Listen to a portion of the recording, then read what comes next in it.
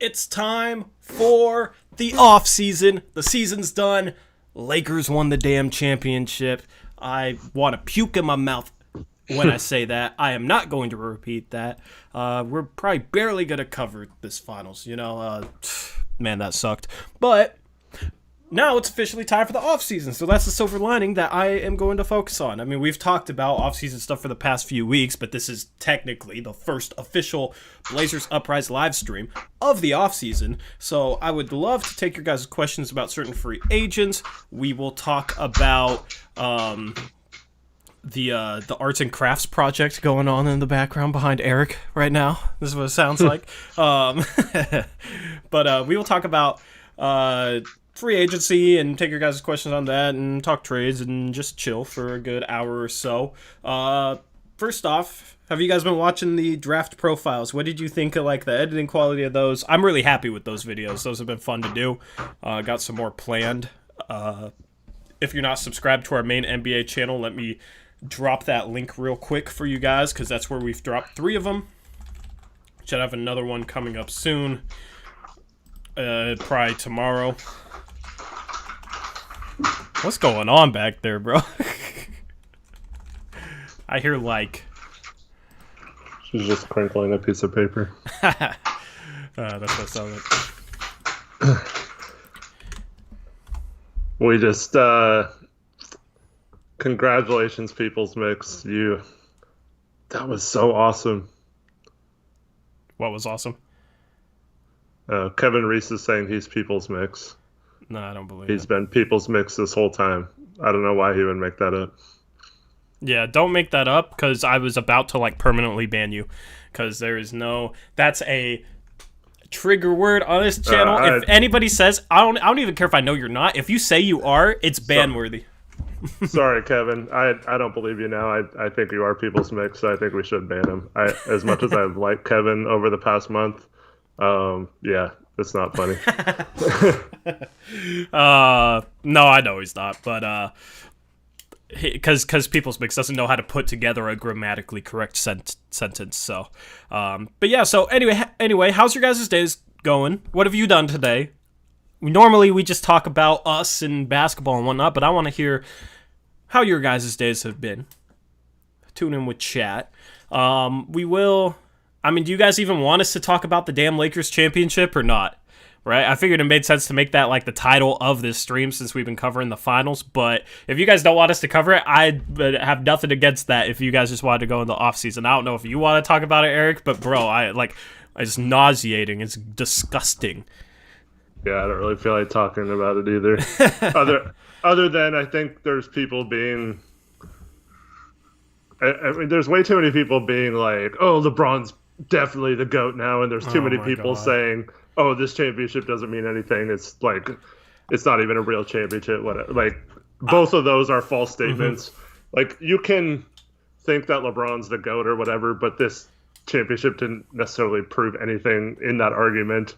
And then, for it to not mean anything for a championship, I think that's BS too. It was a legit championship. They won. It sucks they won.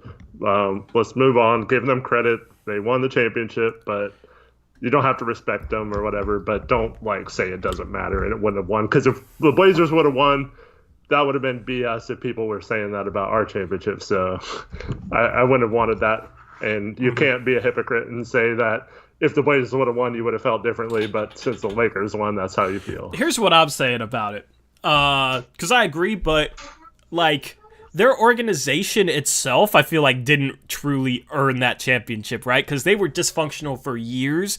The players earned it, right? The organization itself was dysfunctional for years, and even though they were being ran like a poverty franchise and just like a bottom feeder, you still have LeBron walking in that door, and when LeBron walks in that door, oh, you have AD walking in that door, and then championship. You know what I mean? Because I did tweet that out. I didn't know what you thought about that, but from an organizational it's not like they really earned it as a front office group, I feel because it was literally if me and you were the GM there, we could have built this roster. I don't know. You compare that to small market teams that have to do everything right, like the Portland Trailblazers. Is my mic really loud? I can barely like understand what you're saying. It's so bad in my ears. I don't know. I was asking Chad if it's the same for them or if it's just my Huh. maybe it's Skype. Weird. I have no idea. Um, hopefully my mic's good, but I don't know. I didn't see It's just anybody like say so anything. loud that it's like crackling because it's loud, but I don't know. It's good on. I think it's I think it's you. Sounds normal for you. Yep. Does it Okay. sound better now though? No, it sounds horrible in my ear. I can like barely understand what you're saying. Okay, It's so here, loud and crackly. here. I'm ending the call. I'm gonna recall you. Troubleshooting. Good old ringtone. Is that better, Mr. Brandt? Not really, but we'll just make it work. Huh, that's strange, man. I don't know what's up with that. Maybe a setting or something. But as long as you can understand me, it's fine. As long as I don't give you a migraine. Well, it was like this on one of your last videos too. I don't know if it was a draft profile video or your last mailbag or something, but it was kind of loud. If it's too loud, I can literally just... Why don't you just turn down your headphones? Turn down your headphones. No, I do, but it's all crackly still. It doesn't matter how my volume is. It makes it harder to hear because it's still... Yeah, you're crackly in the background because you got paper mache. Yeah. But if it's good for the stream, don't worry about me. All right. But no, I feel like Lakers didn't internet on an organizational level. The small market has to do everything perfectly to win a championship, I feel like. Lakers just have 2 top 6 players walk through their door, and the rest of the roster is extremely mediocre. But since they have 2 top 6 players, they win a championship. Like, that's... I don't know. They didn't earn it on that level. Like, also, I don't know. I'm just comparing it like to like if the Blazers won. If the Blazers won, man, I feel like I would feel a lot prouder than like a Lakers fan can feel, just because it's like, oh well, that's true. Yeah, you know what I mean? Like the process that we would have to go to win a championship would be so much more like it's us walking a tightrope, having to do everything right, having to just grind and claw our way from the players to the organization, like just as a whole, compared to the Lakers, who is just like, oh, we sucked for 10 years. Oh, we got LeBron and AD now, so we're good again, just like we were a decade ago and the decade before that. And like, oh, another championship, 17th. Like, it seems different to me. Well, for example, the Dallas championship in 2011 means a lot more than Lakers winning a 17th championship. That's just how it is. Like, because that's the only, for like everyone in their lifetime as a Dallas fan, that's their only championship they have. So yeah, but like as a general NBA fan, that might be like my favorite championship, either that or the Raptors championship, just because of like what those organizations had to do to get to that and overcome. You know, just I mean the Dallas Mavericks were good, but they were never. They made the finals in 2006, but like since then they were just kind of a playoff contender, but could never get back. And the fact that they got back with Dirk aging was very impressive. That championship is kind of like if the Blazers won it. So that's the thing. Like, yeah, obviously it counts. I don't even get into the LeBron versus MJ debate, or like I don't really hate on LeBron. Like, if I say something against LeBron, it's because it's just my honest feeling. I don't have negative bias towards LeBron outside of him being, like, a Laker. But, like, in terms of just him as an individual, I don't have negative bias. I don't have positive bias, right? I did tweet out something towards him because in the post-game interview after they won the championship, he was talking, like... God, what was the quote? I forget what the quote was. It was something about, like, I just came put here some to... respect on my name. Yeah, and I came here to, like... make this franchise historic again and bring this franchise back to where it's supposed to be and blah, blah, blah, and people need to respect this franchise now. And it's like, bro, how can you respect the franchise itself when they were being ran like a bottom feeder and just had you and AD walk through the door even though they weren't being ran well at all? Like, how do you respect the franchise for that? I can't respect the franchise for that. And I tweeted something out like, I would have had more respect for LeBron since LeBron was talking about how he wants his respect. I tweeted out, I would have respected LeBron more if instead of going to a historic franchise to try and make history with a historic franchise, I would have respected him a lot more if he went to a franchise to make that franchise historic if it wasn't historic before. You know what I mean? Like if he went to a small market team, or he went to like a, you know, just like going back to Cleveland. Yeah, I respect the hell out of that. Yeah, you know, but like if he went to, I don't know, if he went, like, even if he went to the New York Knicks, like, they have been so bad for so long, like, he would have, like, created history for that franchise, and I would have respected that a lot more compared to just, like, oh, I'm gonna go to the Lakers and help them continue what they've done the past 5 decades. You know what I mean? Yeah, the only thing I'll say to that is, one, the championship, I think, in Cleveland made him be able to do that. And it's not like he joined the Warriors. The Lakers hadn't made the playoffs in 6 years. So it's not like he went to the best possible team he could. Now, obviously, he had some built-in advantages on the Lakers. And he probably knew, since his agent and longtime friend was also Anthony Davis's agent, that he would at one point force a trade there. I think they tried to make it happen at the trade deadline the year before. And New Orleans kind of played hardball.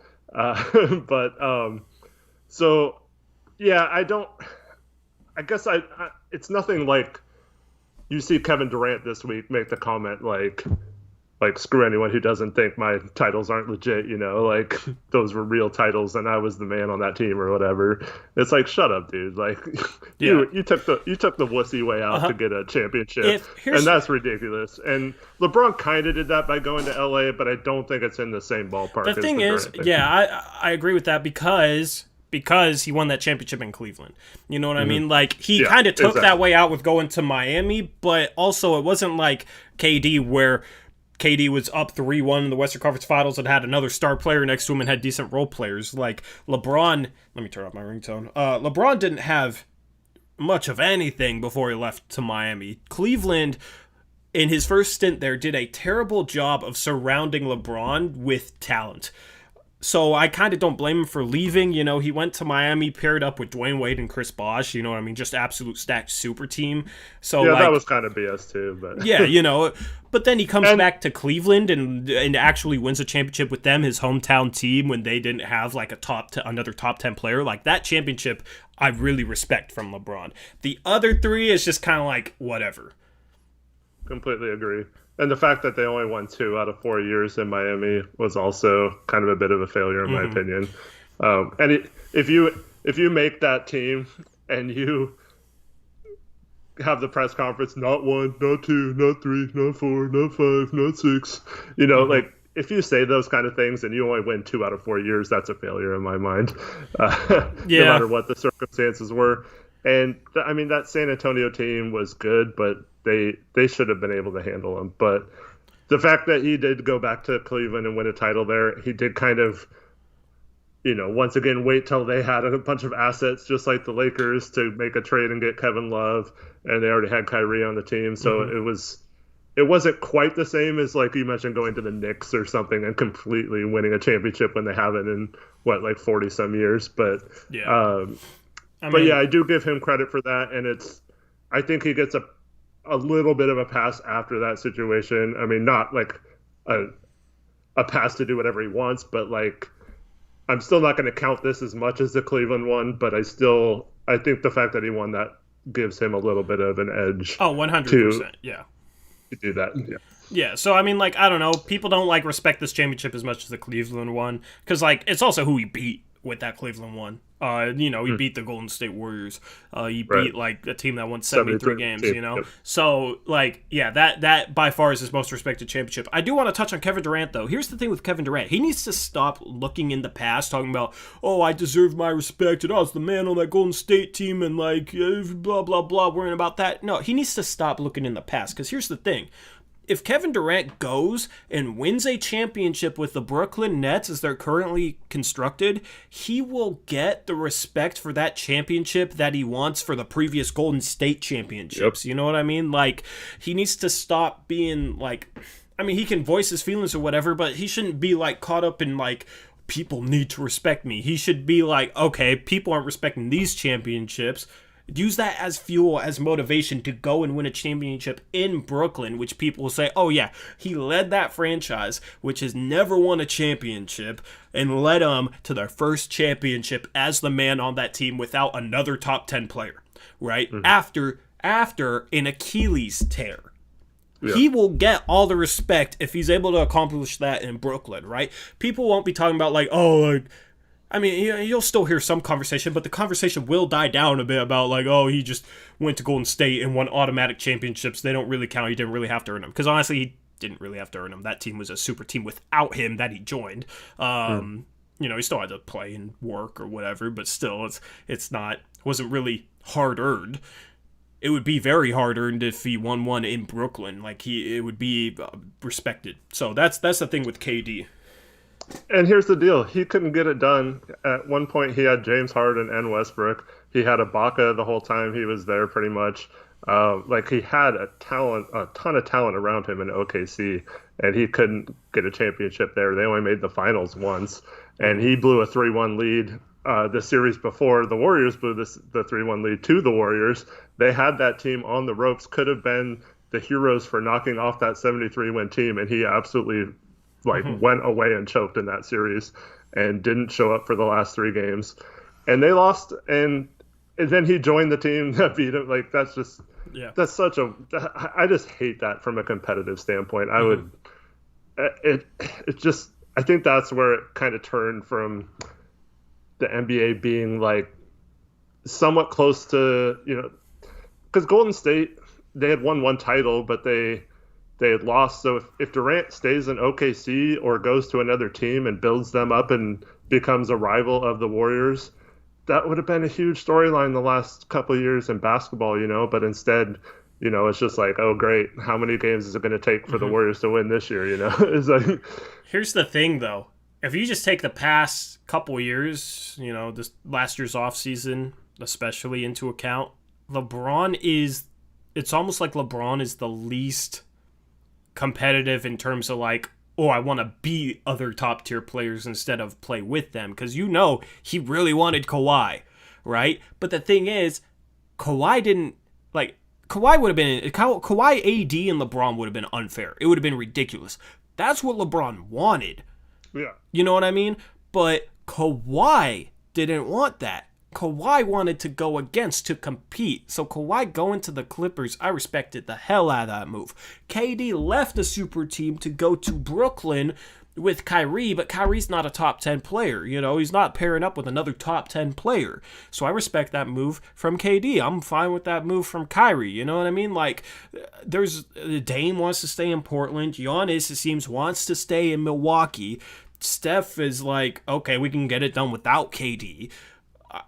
Maybe I'm blanking on James Harden is in Houston, and I mean, who knows, he might try and join us. He's the type that might try and join a super team if he can't get it done in Houston. But LeBron is the only top 10 player right now that I feel is just he doesn't care. He wants to play with 3 of the top 5 players in the league and just walk his way to a championship. You know what I mean? So And that's why if Damian Lillard wins one in a city like Portland after he's shown the loyalty he has and is willing to stay there and not just take the easy way and join, that's why it would mean so much more for the team like the Blazers. Or if Jimmy Butler won, right? He left more talent in Philadelphia. It was more a dysfunctional situation, but he left more talent in Philadelphia to go join the Heat and create just a phenomenal culture there, and has just been a phenomenal leader for that team. And was 2 games away from a championship, with the second best player being Bam Adebayo, his third best player being hurt, Goran Dragic. You know what I mean? That would have been respected even though he changed teams. So that's the thing is I appreciate LeBron's greatness and whatnot, but also it's if it wasn't for it's almost like the league would be in a more competitive I mean, it would have been that case with Jordan too, but the league would just be more competitive without LeBron, because I feel like LeBron is the only top 10 player that just wants to join up with a bunch of other top 5 players and walk his way to a championship. But at the same time, if Miami shows up last night and wins, we're talking about Game 7 being tomorrow. Yeah, I mean, they have a chance of losing in the finals, so it's not like they were unstoppable or some No, force they weren't. yeah. I'm saying he wanted to walk his way to a championship because he wanted to add Kawhi to him and AD, which would have been a walk to the championship if they had Kawhi, bro. They won it without Kawhi with a mediocre supporting cast. You put Kawhi there, like they might go 16-0 in the playoffs, and that's what LeBron wanted. You know what I mean? So it's like I respected him going back to Cleveland to really compete for his hometown team and win one there. Like I was hyped for him when he won that championship in Cleveland. Now it's just like it just sucks. I wish, dude. This is what I want, right? AD got his championship. Now it's time for AD to go home and go to Chicago and prove that he can lead a team to contention, because he's never done that, right? He didn't have the best supporting cast in New Orleans, so I can't blame him for wanting to leave New Orleans, but he was Robin, right? But he's a top 6, 7 player. Okay, go home to Chicago. There are some okay pieces there, and maybe they could add more around him. You do got like a Zach LaVine, Wendell Carter, I think will take a step forward next year. Laurie not being screwed around with by Boylan would help Laurie. You got Otto Porter Jr. there. Like if you put AD on that team, that's definitely a playoff team. So like I want him to go back to Chicago, man. I would respect that. He only made the playoffs 2 out of 7 years in New Orleans. But like that team's not that much different than that would be so good for the league, I think. It would be. And then I mean the Lakers would replace him, like they'd probably have free agent money, so they'd replace him with like a decent player. I don't know who, but like a decent player, but LeBron wouldn't have that like other top 10 player.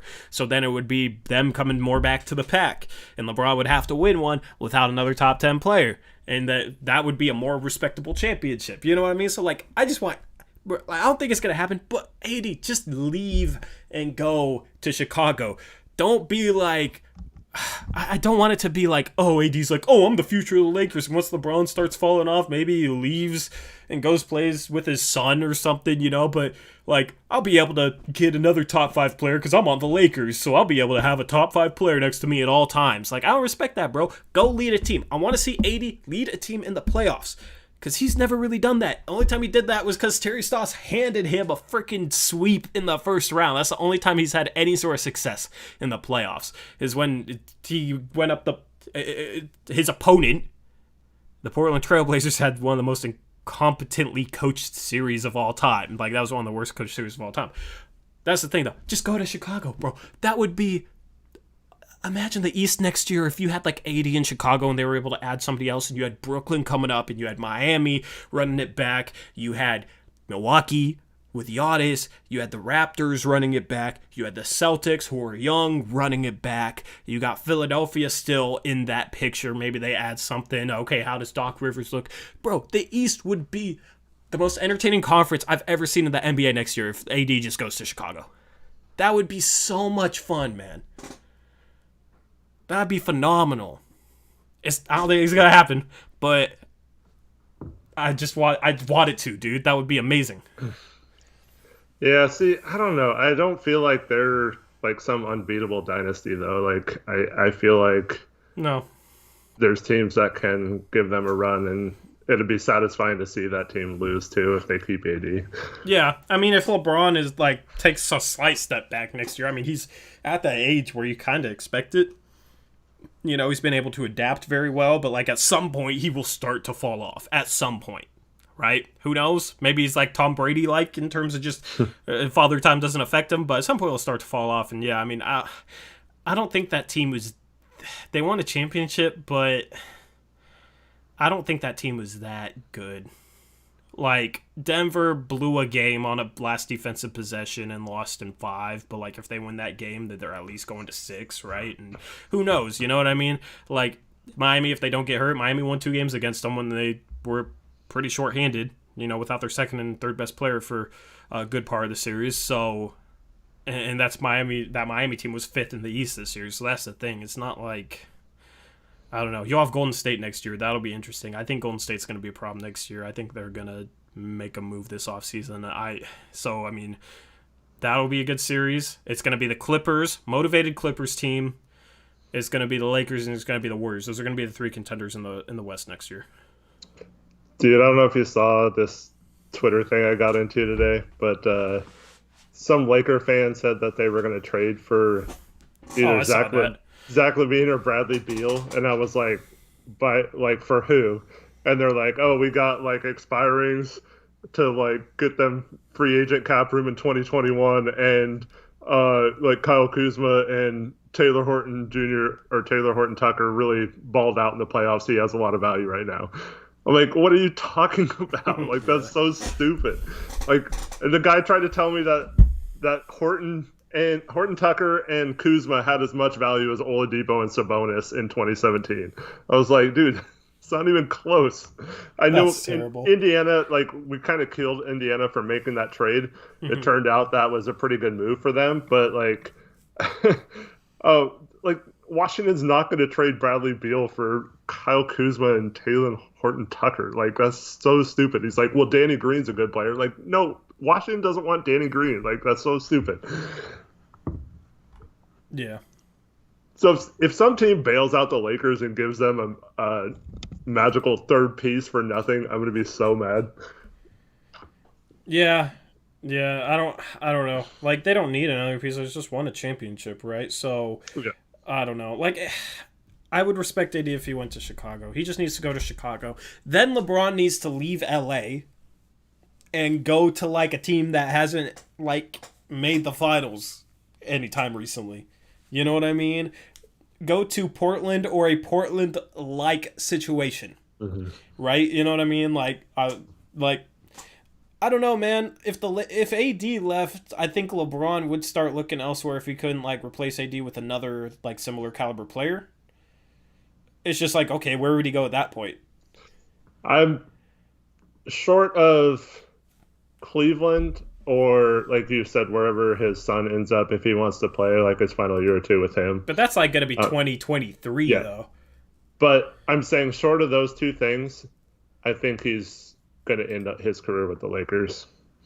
You think if AD leaves, they can't replace AD and like I LeBron think ends up being a free agent after just being like a non-contender? I think the Lakers are his home now, and he lives out there now and all that stuff. I think he's like I said, either going to go back to Cleveland at the end of his career, go to where his son Mm-hmm. plays in a few years, or just stay in LA the rest of his career. He won 6 championships though. I think Yeah, if AD leaves and they became a non-contender, I think there would be a decent chance he leaves next summer. but he's gotten his way like every time he's wanted another star to play with. So And I, not with Paul I George, not with Kawhi, only with AD. but I mean like it's happened eventually. Like he went to Cleveland, got the exact guys he wanted to play with. He went to Miami with the exact two players he wanted to play with. So I think he would only go somewhere else if like it was some sort of package deal. But I just don't see that happening. I think he's a Laker now, and yeah, Well, let's look at the top 10 players, right? He ain't getting Kawhi. He isn't getting Kawhi. I don't think he's getting Giannis. I think Giannis goes back to Milwaukee. I think Giannis is low. I think Giannis is Dame-like. He ain't getting Steph. He's not getting like he KD. could he could get Giannis in free agency in 2021 Yeah, I don't think Giannis if will want to do if they that. had cap That's space. like the I only don't, I don't guy. know. But Wait, honestly, AD is a better fit with LeBron than Giannis is, though. Kawhi and Paul George could be free agents next offseason too. Yeah, but like Kawhi didn't want to play with LeBron. I mean, maybe Paul George at that point, but I don't know. I don't know, man. That'll be interesting. Next offseason could be ridiculous. I think Delano says Sacramento. That would be a good place to try to win a championship. honestly, out of the top 8 players in the league, I don't know if you agree with this, but out of the top 8 players in the league, other than like AD, because AD's already there, I think he wants to play with Dame the most. Yeah, I could see him wanting to play with Dame. Like It'd be such a fun pairing too. It's too bad it hasn't happened in Portland. he's But tight. yeah, the Yeah. only way that's going to happen is if Dame goes to LA, and I don't see that happening either. Bro, I don't think there would be zero chance that LeBron wouldn't come to Portland. I think there's a minuscule chance, but like in the offseason next year, if AD is gone, I think there would be a small chance, like the cap, if you just ignored, I mean, we'd have to be creative as hell with the cap and how much salary we have, but like, I think LeBron wants to play with Dame and CJ, because LeBron respects CJ. CJ's from LeBron's, hometown area.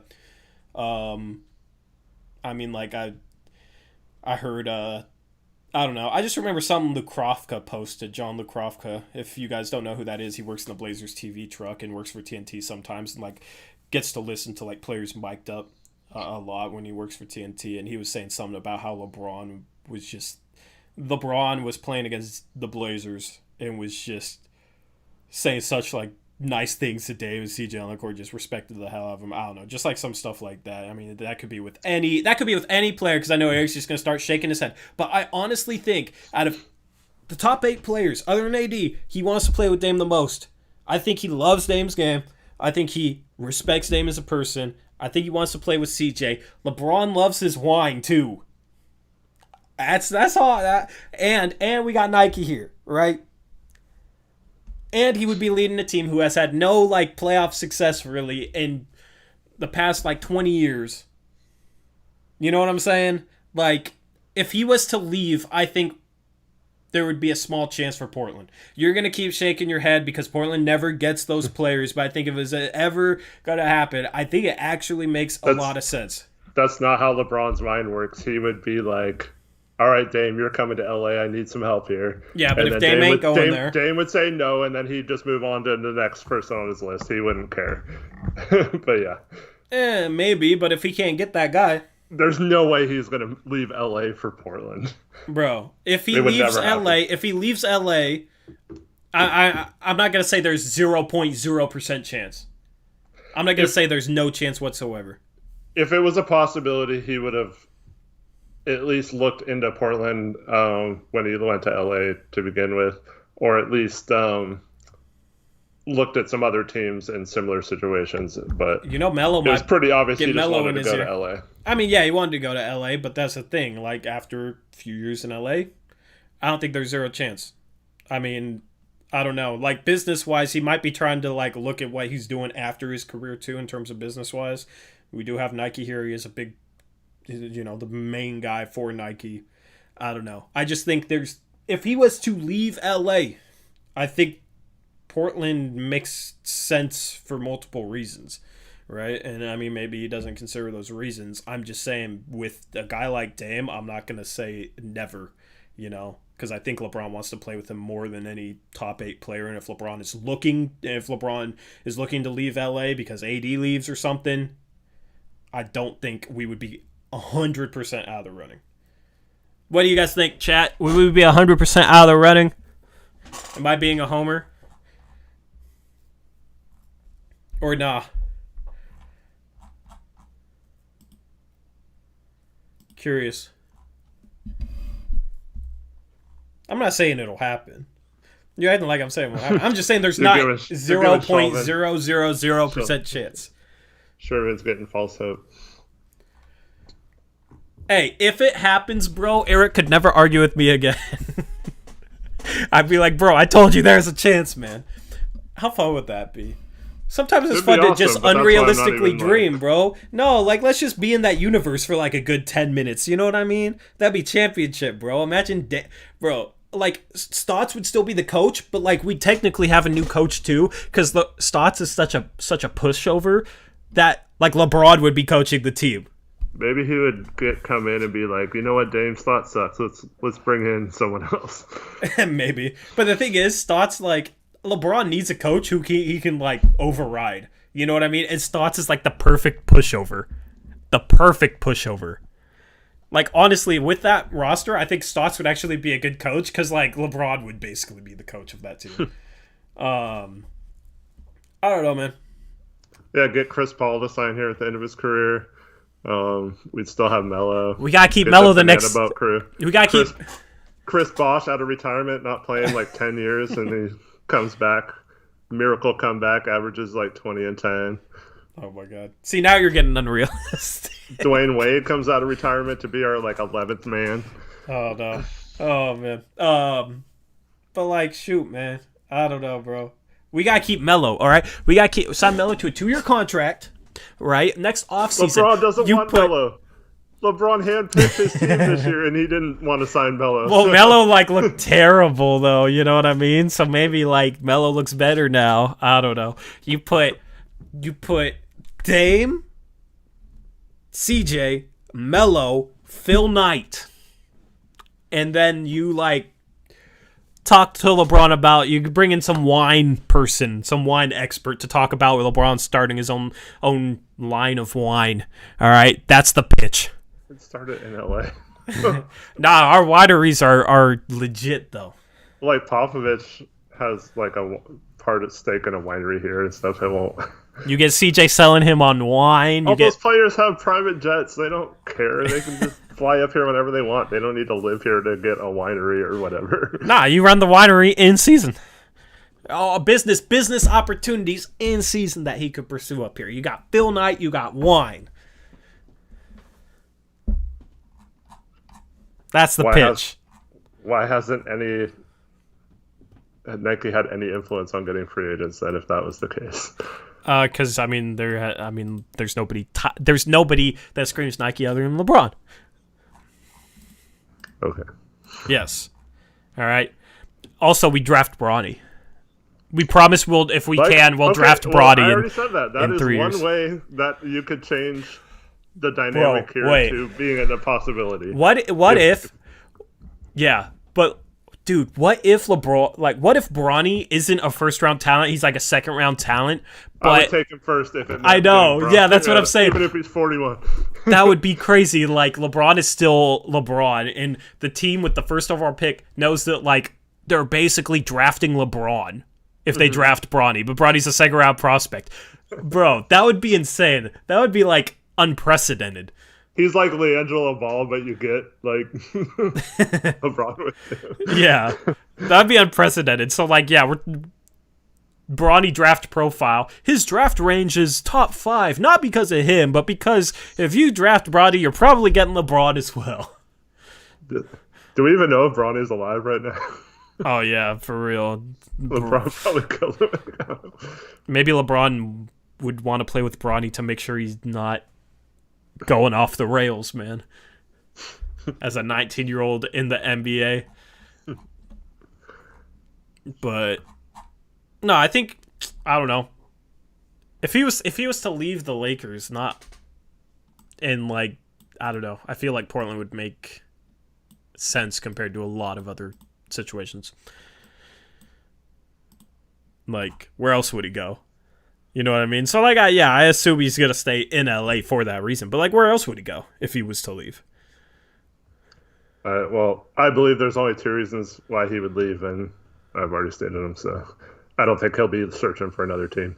Yeah, Eric hates hypotheticals. I don't hate hypotheticals. It's just...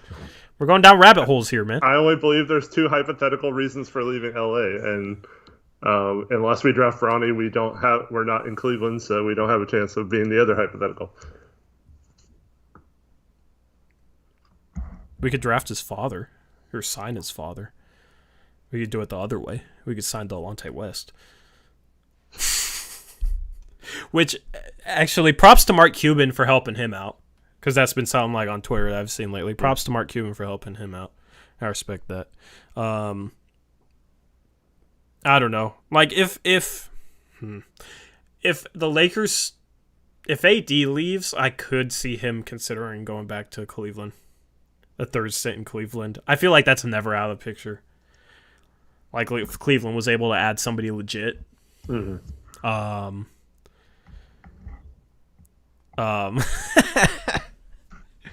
Bro, don't watch out. You might get banned, Westbrook.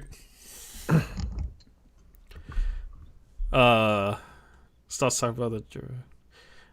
Yeah, I don't watch Stotts interviews because Dame was asking if I saw like Stotts interview with Channing Frye. There is nothing to gain from watching that. Yeah, that interview was so. I just cringe anytime he talks. Yeah, he basically. Because Channing asked a really good question. He's like, how did you adjust? Like, what kind of like philosophical differences in coaching did you make between when you had Aldridge and now basing a team off of Dame and CJ. And he's like, well, we had different personnel, so it had to change. That's all he said. Mm-hmm. Like, well, and like Channing tried to like get him to expand on that. So like, what do you have to do differently? He's like, well, we just have different people. It's like, yeah, I no bet you crap. Channing in his head was just like, seriously. Yeah. Yeah, that's the thing. If he ever gets asked a good question like that, it's a non-answer, or it's just like annoying cookie cutter casual questions. You know what I mean? So it's like there's nothing for me to gain. Like it's a waste of time, honestly, to listen to Stotts in an interview. Like I don't know. Like okay, he said Stotts said Olshey will get talent over position in the draft. Okay, there's one small bit of substance. But like Olshey's kind of shown that too. Like, and the thing is, we have players at every position now, and we have young talent at every position now. So like, I kind of figured Olshey isn't going to like draft based off position in this draft, just because it's not like, I don't know, it's not like we have too many of one position at this point, and it's not like we got young point guard Anthony, who's like a combo guard, but young shooting guard Gary Trent Jr., young forward Nas. Young big Wenyen Gabriel. You know what I mean? Like we got young players at every position, so I don't know. Okay, so let's talk about that. All right. So there's a report that came out that the Knicks, I forget if it was even from somebody credible, but let's just assume it is, that the Knicks would seriously consider trading back if they couldn't get Wiseman or LaMelo Ball.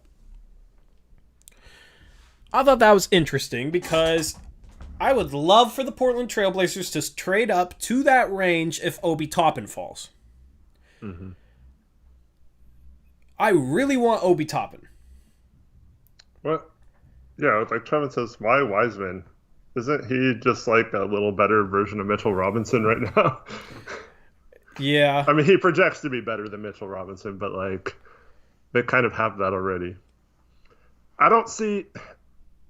With that new guy in charge, Leon Rose, he seems like he's going to be stupid and go after veteran players like Melo. He's going to try to bring him back to New York. He's going to try to get like a Victor Oladipo or Chris Paul or someone like that. I don't see him making a smart, savvy trade and picking up like young potential prospects like an Anthony Simons. I just don't see that as being the Knicks kind of style. So you don't think there's any way we could trade up to 8? There might be ways to trade up, but I don't see them being interested in that kind of pick. Like maybe like our pick this year and a 2022 first or something, and like something like that. I think would be more appealing to them than, you know, they could just keep stockpiling because they have the 2 picks from Dallas, so they could just keep getting future firsts and build that way. I think that's a really smart maneuver for them. If a team was going to want Anthony Simons, I think it would make more sense for a team like Detroit, who seems to be kind of rebuilding the right way and would take a chance on a young guard because they really need some playmakers and someone who could bust out at the point guard position. But yeah. So what about, okay, so you said New York might overvalue veterans. What about Trevor Ariza then? What about 16 Trevor Ariza and something else? 2 seconds or something. Maybe. And the like you take back draft, like bad the problem is the draft being before free agency. You wouldn't know unless they made a big trade what kind of vets they would have. Because if they made a trade for like Chris Paul or someone like that, and they were obviously going to do vets before the draft, then I could see something like that maybe being a possibility. But as of right now, I don't think they will. Okay, so question for you though: would you trade 16 and Simons for Toppin? Probably, yeah. Yeah, I could be talked into that. Yeah, I think you have to. I think, yeah. I don't know. I mean, like, Simons does have potential, but he has a lot of things he's going to have to figure out. Like, there's a chance he never becomes even, like, a starting level player. Whereas Toppin, I think it's a safe bet that at some point he will be a starting level player, and I feel like he has similar upside to a Simons. And the thing is Toppin is he's a 4, man compared to a guard behind Dame and CJ. Like, I would do that. I'm gonna post that as a poll on the Blazers Uprise Twitter account. AJ's World FD is someone we finished our draft profile on, and it'll be out within the next few days, right? Yeah, it should be. I just gotta find time to edit it. Would you trade a 16th pick and Anthony Simons for a lotto pick to draft? Obi Toppin. Would you rather do that? Let's say the Knicks or whatever team was on the clock, and they said, we'll either take 16 and Simons or 16 and a future first. What would you do? If it was like maybe top 10 protected or something. What year would the future first be? I don't know. If it's in the next 2 years, I'd probably rather trade Simons. Because the drafts the next 2 years should be stacked. Should be absolutely stacked. And deep. And I feel like... I don't know. I feel like next year, the next 2 seasons, Anthony wouldn't be a top 20 pick. I don't know. I feel like Anthony's upside is a little overrated.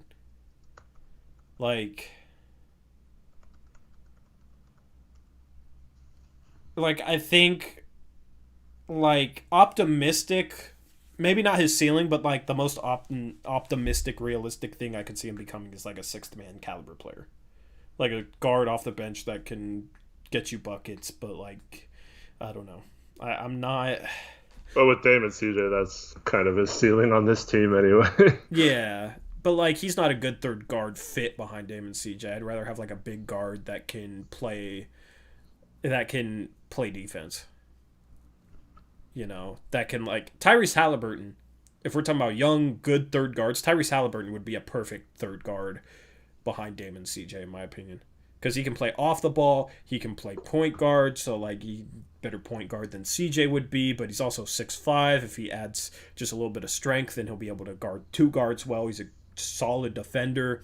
So you could pair him with CJ and have CJ on the worst guard and have Halliburton guard the best guard, but then Halliburton can play point guard as well. You wouldn't have to give CJ that role. You could play Halliburton next to Dame, and Halliburton could play off the ball and still guard the best guard.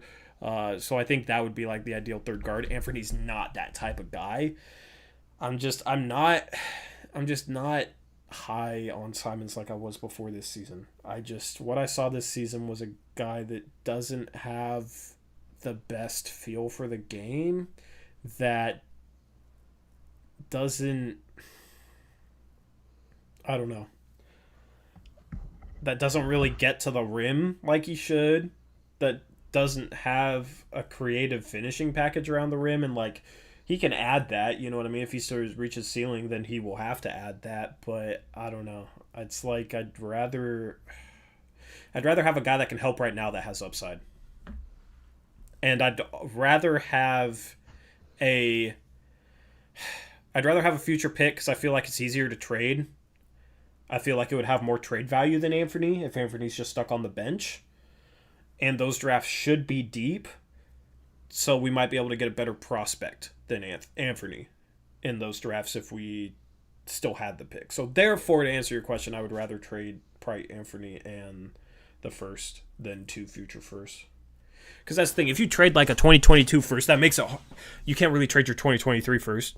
If there's protections on it, it might limit how future first that you can trade. So if a big trade package comes along where you would want to include 2-3 future first round picks, it might be hard to do that.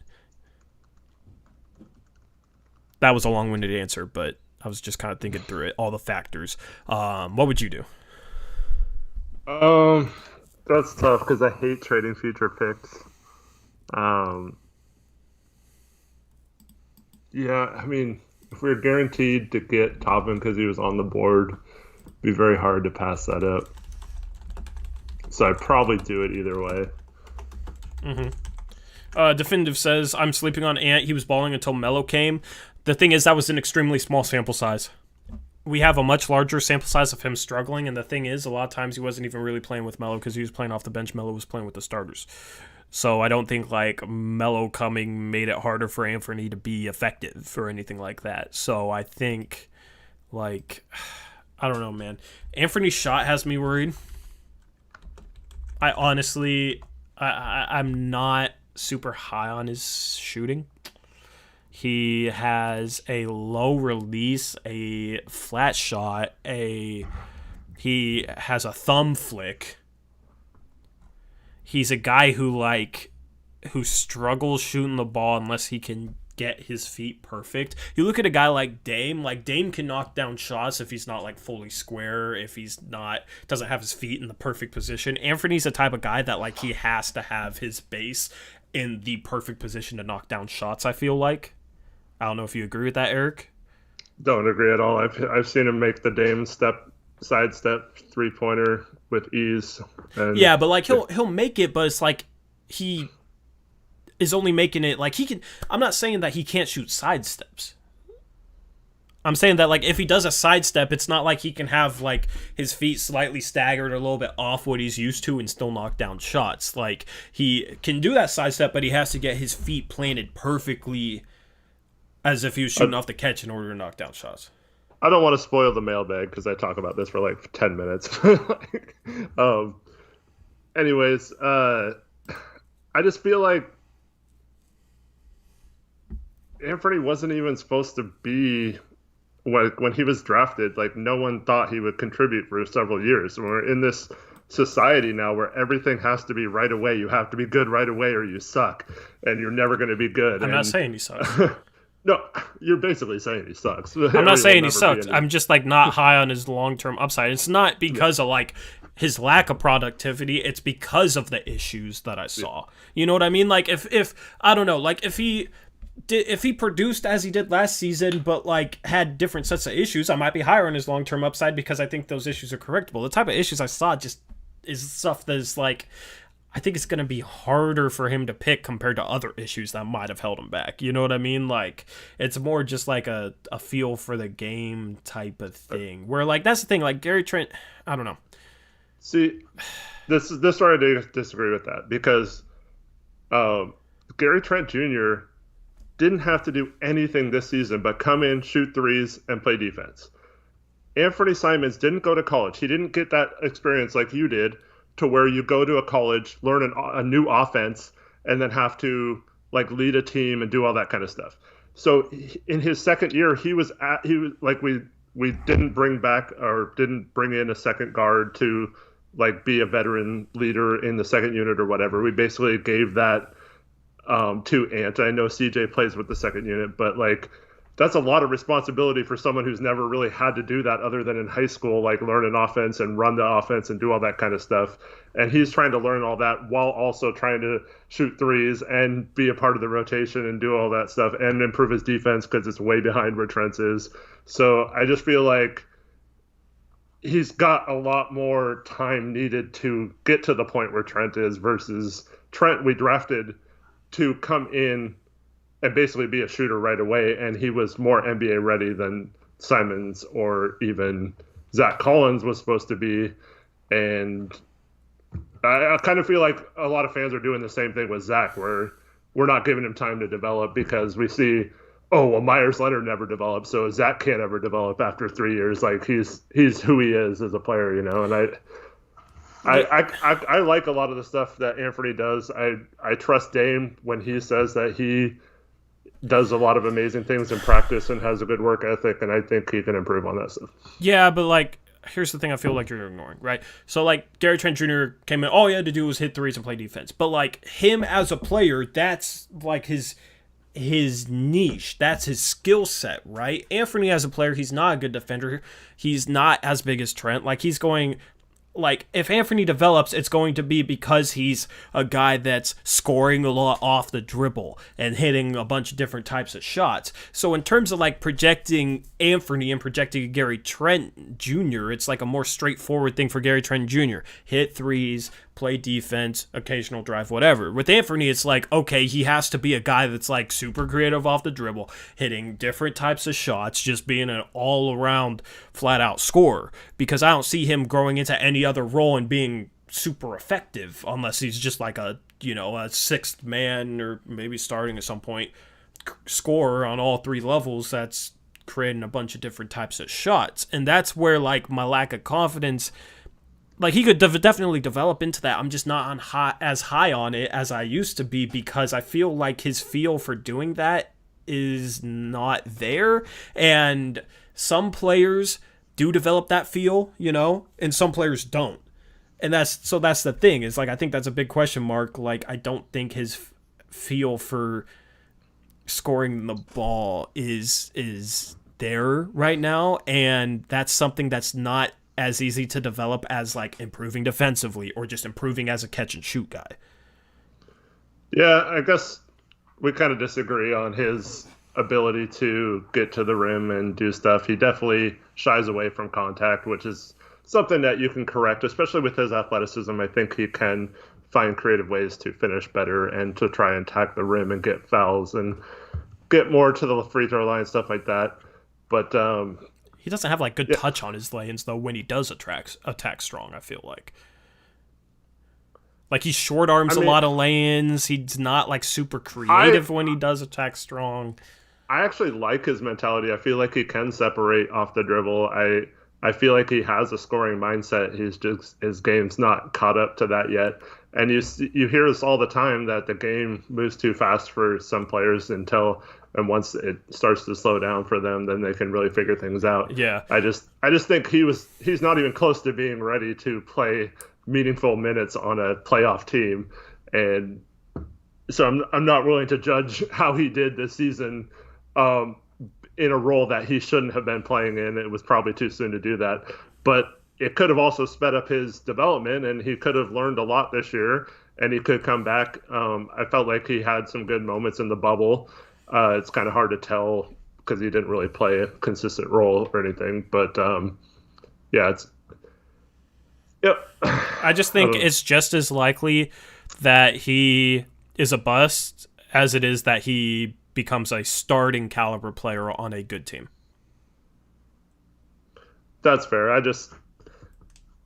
Nothing to me has changed of my opinion from him from this year based on him struggling. I feel like he was kind of put in a position where if he didn't struggle, it would have been amazing that in his second year out of high school that he was able to come in and like not struggle. So yeah, I just think he was so hyped up going into last season. Like, yeah, well, that's maybe I was higher on him than you going into that season. That's why my opinion's changed more. But I've definitely like soured on him a bit as a prospect, and it's like part of that may be like a correction to him being overhyped going into the season. But like I expected him to be able to at least hit threes consistently, and there were periods of time where he was like Evan Turner broke, where he couldn't buy a three. Confidence issues for sure. Yeah. But it's like how much of that is confidence issues and how much of that is form? Because like form isn't something that's easy to change. He's been shooting the same way his whole life. It's not like he's like switched his form, bro. I saw footage of him like shooting as a 10-year-old. His shot looked exactly the same. So I feel like it's going to be harder for somebody like him to change his shot because he's never really done it. So it's like he's had this thumb flick for his whole life. He's shown periods where he's lights out 3-point shooter though, and he can get hot. So I don't know. I just think his form makes it so that it limits his shooting upside and it makes him more streaky. It makes him more inconsistent. Mm-hmm. You know what I mean? Because he has like a flat shot that's like if it's not like perfectly on, it's hitting the rim hard, it's hitting the back rim hard, it's not going in just because the angle of the ball is approaching the rim. It's at a flatter angle. And then that thumb flick makes it so that there's times where he's like off right, left, like wildly sometimes, where it's like, that's the thing. A lot of like really, really good shooters, normally if they miss, they're hitting the inside part of the rim. That's not the case with Anthony. So that's the thing. It's like, I'm not, his shooting, like he's going to have to be able to knock down threes. And I wonder with that form, if like he's ever going to truly be able to become like a 37, 38% 3-point shooter. Yeah, I think he will be. I think he'll be fine. Okay. totally fine for you to think otherwise. We can disagree on stuff. Do you disagree on like the form issues? Well, his form is unorthodox. It's funky, but I don't. I mean, if someone shoots that way, I mean, like Curry and Dame don't have the greatest form either. But yeah, I think Dame's form is perfect. I love Dame's form. But he doesn't hold the ball right in his hand. It looks good, but yeah, but that doesn't mean he can't like consistently have a release off his shooting hand consistently. Yeah. You know what I mean? So like he still has he has huge hands. That's what I never realized about Dame until like seeing him in person. I went to like a Decana like fundraising event that he was at in Longview a few years ago, and bro, like his hands are huge. So that's the thing. Like he still has control for the ball. He brings his fingers off of it, but he still has control of it in his palm. Steph Curry is a guy that's like has an unorthodox form. You know what I mean? But, like, I don't know. I mean, like, yeah, there's guys with unorthodox form. So, like, he could shoot that way and become a 40% three-point shooter.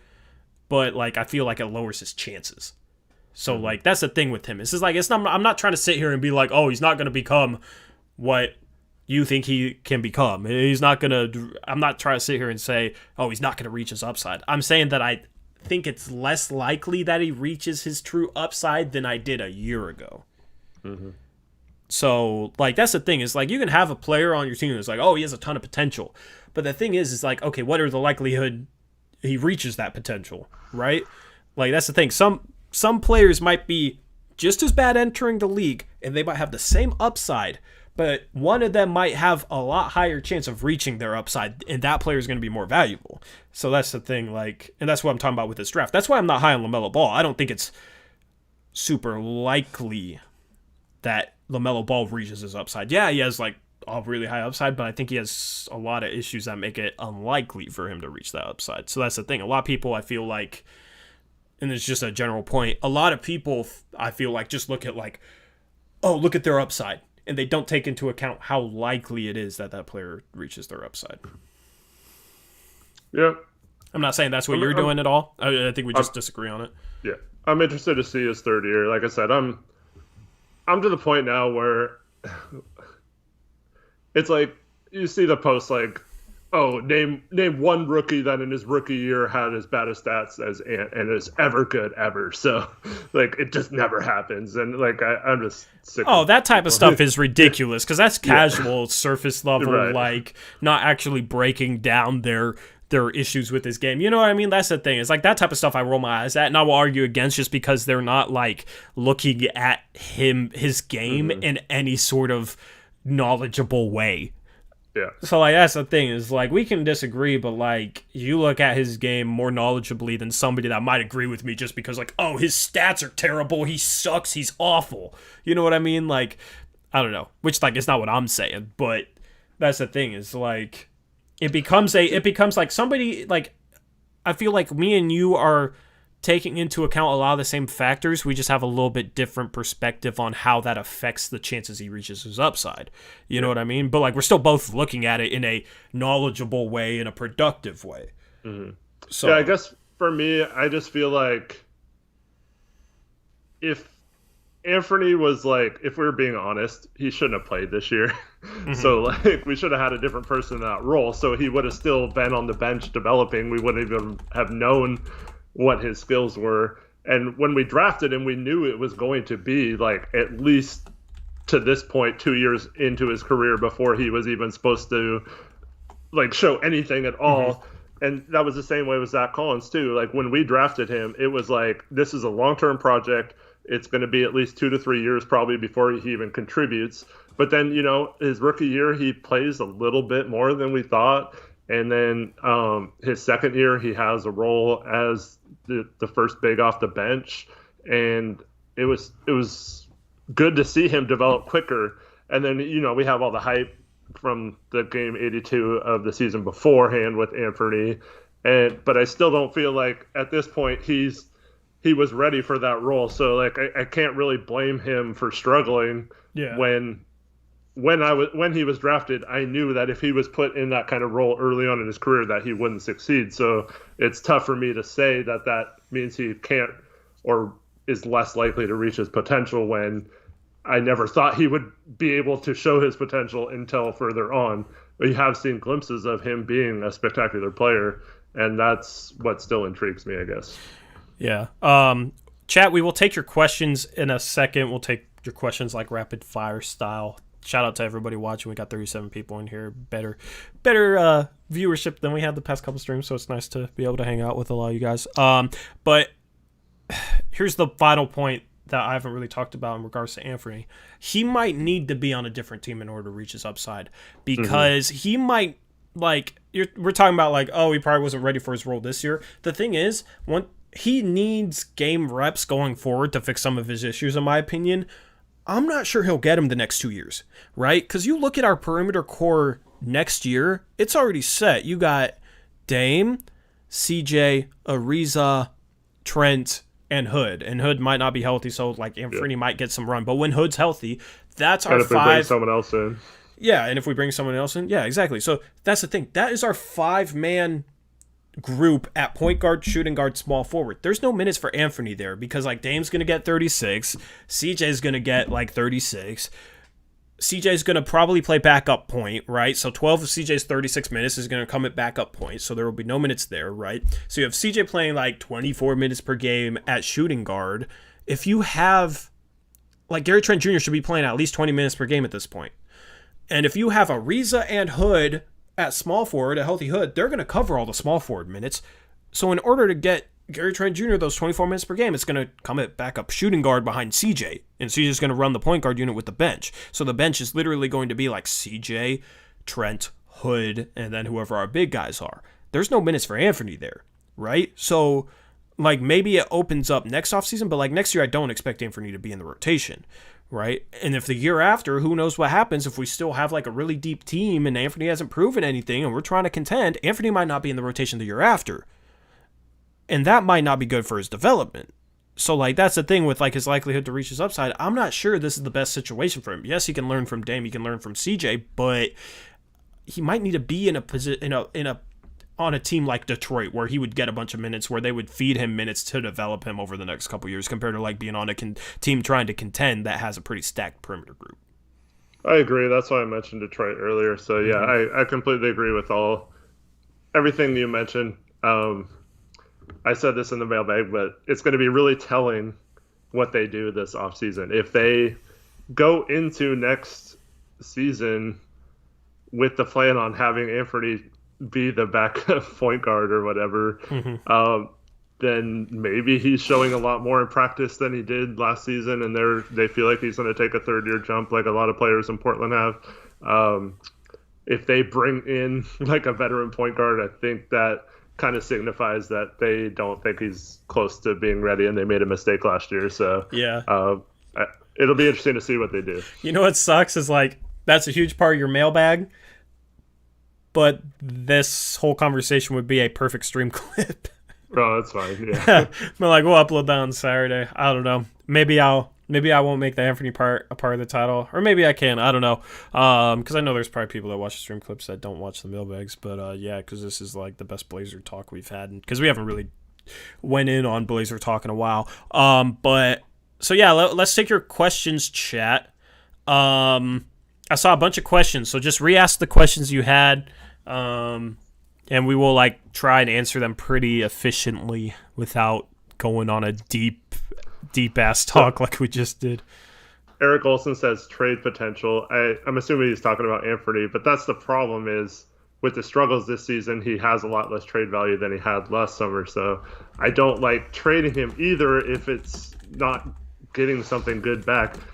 I think the trade you mentioned of moving up in the draft to get a for sure one of our top guys in the draft, I think that would be the minimum I would trade him for. I wouldn't just like trade him to get rid of him or for like a couple seconds or something like that. I wouldn't do anything like that. I would rather just have him and hope he develops, even though he's not getting playing time, than trade him for nothing. Yep, I'd love to trade up for Toppin.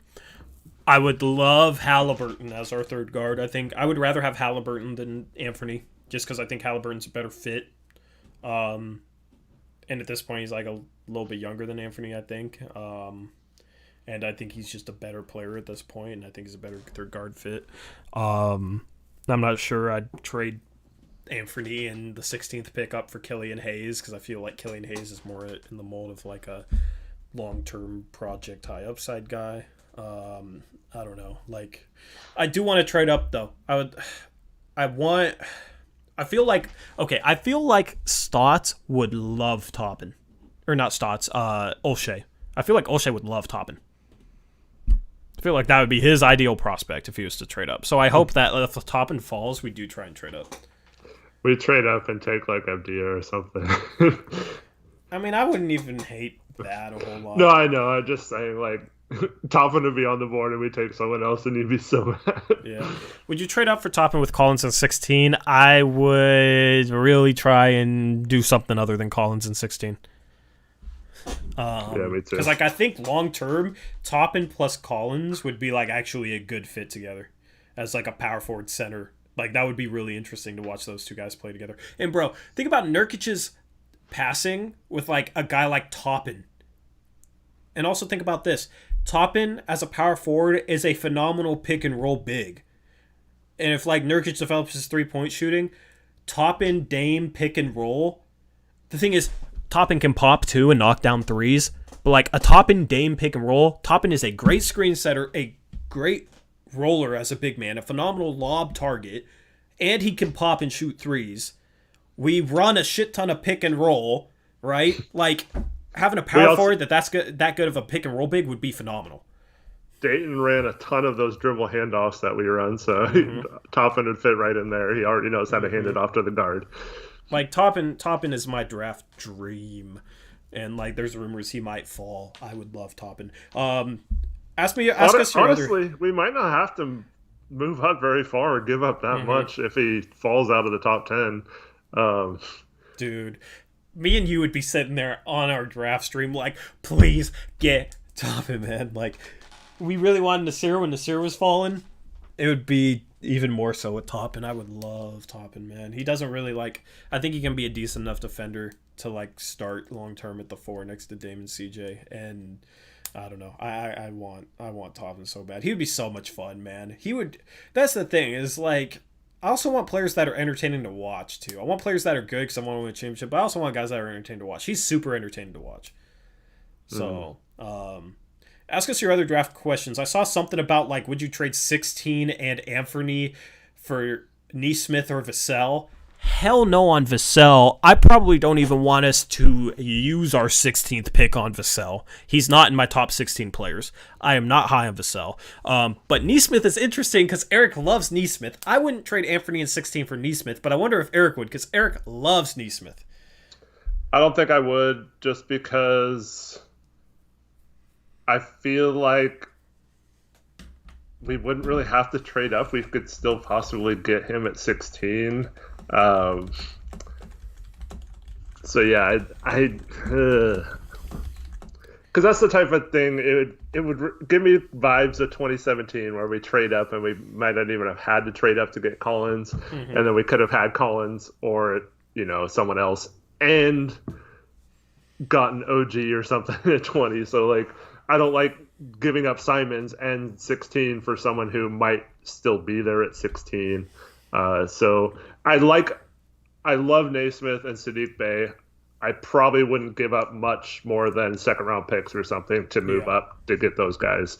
Whereas Toppin is number 3 on my draft board. That's a little bit different story. Yeah, and Toppin is number 4 on mine, but like the guy I have a Kongwu number 3, Toppin number 4, but I'd rather have the Blazers get Toppin than a Kongwu because a Kongwu's more of a center. While Toppin's more of a power forward. So that's the thing. I might have a guy ranked higher on my big board, but they might make less sense than Toppin. I don't want to spoil who is like super high on my big board guard wise. Because there is a lot of people who are watching it. I don't want to spoil it, but like I have a point guard 5th that's above Halliburton, but I'd rather have Halliburton than them because Halliburton's a better fit next to like Dame or CJ. Halliburton's a better fit with what we have. So that's the thing is like, if I was making big boards for every team in the NBA, they would be different depending on the team and depending on what they need. Exactly. So like a mock draft is so much different than a draft board. So like my draft board is kind of just like everything like average, what I think average wise, without taking any of that stuff into account. I look at it more like if you were starting a team, like that too. Yeah.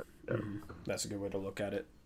And Alex, no, we would not trade Cleveland back to Hood for 2 seconds. That was such a good trade. Joel said, "Is Neesmith the son of Kenny Smith?" That's actually how you say his last name is Neesmith. Yeah, I've been saying it wrong, but we just did the video on him last night.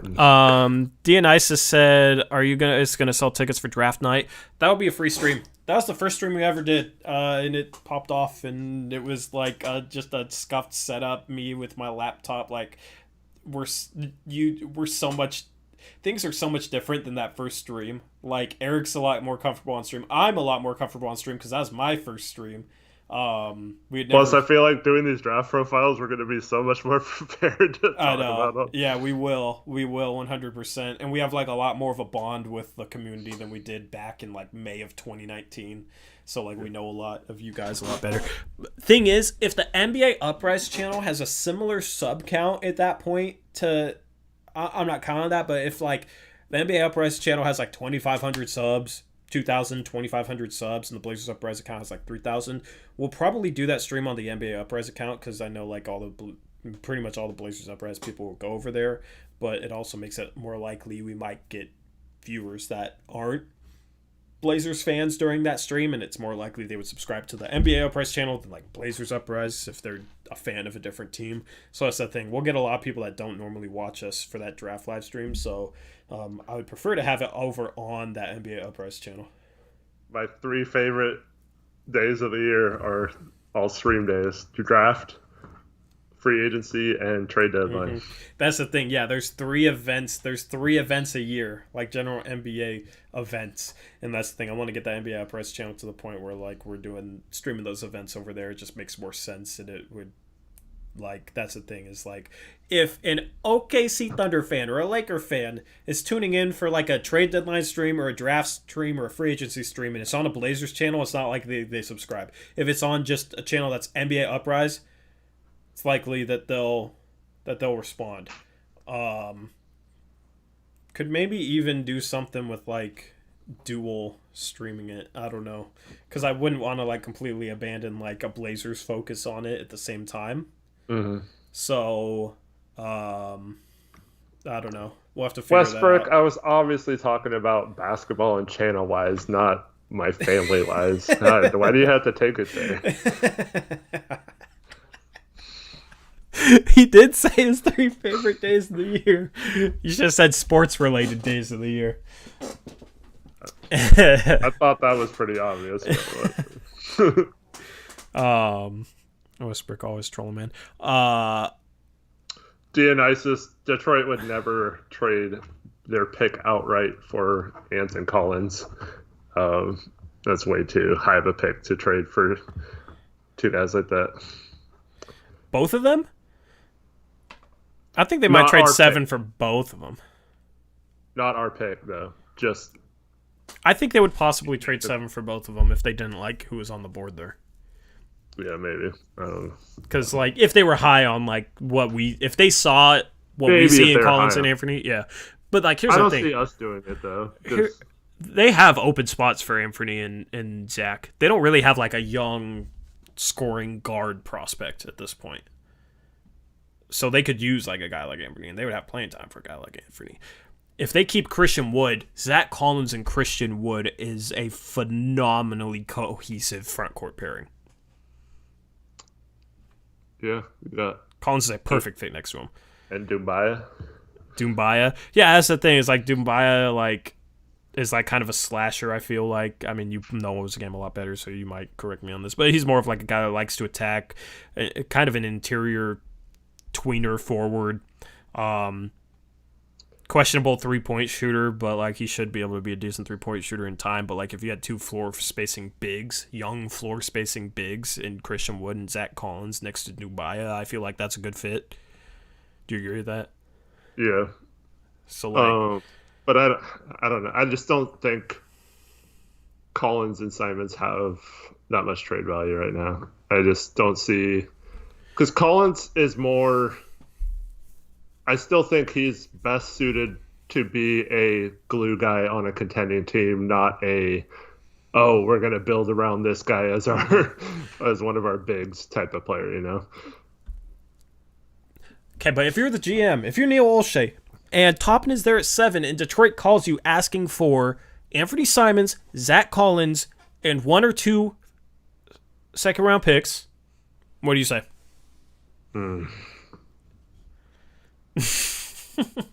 We're asking the hard-hitting questions. I'd probably do it just because of Zach's uncertainty with the injuries and stuff. Mm-hmm. But I don't know. I think for this team in the next couple of years, Zach is a better fit than Toppin, at least initially. Toppin might be better right away, though. You know what I mean? And like, but it's not as good of a fit. But I think Toppin's upside is a lot higher. I think we have enough offense, and I don't think Toppin has anywhere near the defensive capability of Collins. So I just kind of want the defensive upside of Collins versus offensive upside. Collins is better defensively as a center than a power forward, I feel like. On the perimeter, do you really think Collins is that much better of a defender on the perimeter defending power forwards than Toppin is? No, it's probably even, but he's better around the rim, but that's not quite as valued if he's playing power forward. Yeah.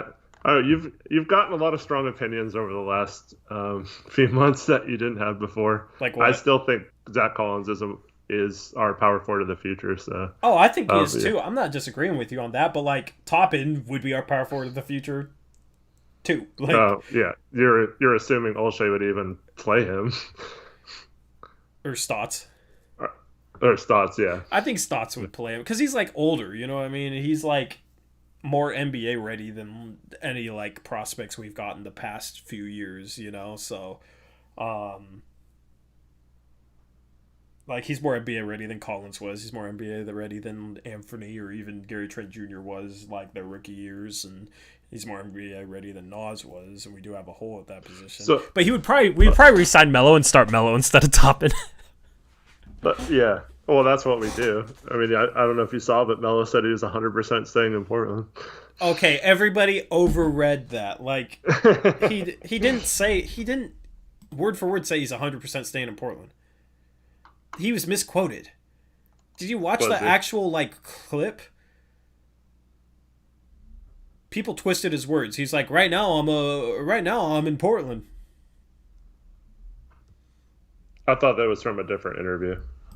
I forget, but like, bro, if we've already like committed to like, yeah, we're bringing back Melo, I'm pissed, right? Not because we're bringing him back, but because he's not good enough to warrant us being like, okay, well, we're definitely gonna bring him back. Like, the offseason's fluid. Like, a guy like Tatum, it's like, okay, yeah, we're definitely going to bring him back. A guy like Nurkic, okay, yeah, we're definitely going to bring him back. Melo isn't good enough to justify not potentially looking for an upgrade over him. Mm-hmm. You know what I mean? Like, if we're like, oh, Sacramento wants to trade us Bielitsa for a second-round pick. Nah, we're not going to do that because we're going to keep Melo, and we've told Melo we're going to keep him. That's a disaster, bro. Because Bielitsa is better, and it's only a second-round pick, and it's using the TPE, which if we don't trade it for Bielitsa, we're probably not going to use our traded player exception. Like, we can't. I honestly, okay, hot take. Part of me wishes we never even signed Melo so that we wouldn't be in this predicament where like, oh, we're probably going to keep him and overpay him going into next year. I wouldn't take it that far. We needed him this year. Yeah, but like, what did we accomplish this year? We made it to the playoffs and we had some good moments. We had a good bubble run, but like long term. Yeah, I don't know if that was necessarily Melo's fault though. No, it wasn't. But like long term, it It's probably better for us to go get an upgrade over Melo compared to keeping him. Like we should be like trying to get a Bielitsa. Bielitsa's a better player than Melo. You know what I mean? Like, we should be trying to make... Here's the thing. We should be trying to get as good of a roster as possible going into next season. Obviously, you don't want to, like, overpay in terms of, like, youth or whatnot, but we should be trying to contend. We should be trying to get the best possible roster going into next season. I feel like that's not the... You're not in the mindset of getting the best possible roster going into next season if you've already committed on bringing Melo back. Yeah, I don't think they're already committed on it, but I definitely think that's something they're going to look to do. Just trade for freaking Bielitsa, man. It's that simple. I don't like Dame, CJ, Stotts, Bolshoi. I don't think any of them think Bielitsa is better than Melo. That's ridiculous. Bro, that's ridiculous. Like... Bielitsa's a better passer. He's not a worse defender. I mean, you don't have to tell me. I know. Yeah, you know what I mean? Like, it's... Oh, God. I mean, if that's the case, then it's just like, we need Melo is a better, like, presence, I guess. Is the only thing I would say. And he is... I mean, he is a... I don't know. Melo is a decent passer when he's like asked to pass. I don't know. It's just yeah, like Nayland says, Melo brings attention that Bielitsa wouldn't necessarily attention bring. doesn't outweigh how much worse Melo. But if we schemed it better, I think it would be. I don't know. Melo's true shooting percentage, the highest it's been in the last 6 years, is 53.5%. That's below average efficiency, right? It doesn't paint the whole picture, but that's below average efficiency. Bielitsa's true shooting percentage last year was 60%. Melo's highest in the last 6 years was 53.5%. That is a huge difference in efficiency. Bielitsa's three-point shooting last year, 42%. When has Melo ever shot that from three? Bielitsa is a better team player. He's a guy that like moves the ball, makes the right pass. If we want to move the ball next year, Bielitsa would fit in perfectly. Bielitsa had 2.8 assists per game last year in 27.9 minutes. That's pretty solid for a power forward. Per 36, he had 3.6 assists per 36. Melo ain't putting up numbers like that. You know what I mean? Like, Melo's also 36 years old. He's probably going to decline a bit from what we saw this past season. He's probably like not going to be as good as he was in the bubble. There's a chance. Okay, so like Melo, the latter half of the season before it got canceled wasn't good at all. You would agree with that, right? What's that? Like the latter half of the normal season before it got postponed, Melo wasn't good. I wouldn't say he wasn't good. He wasn't good, but he wasn't like awful either. He was just kind of there. Let me find the splits. I'm curious what he shot after the All-Star break.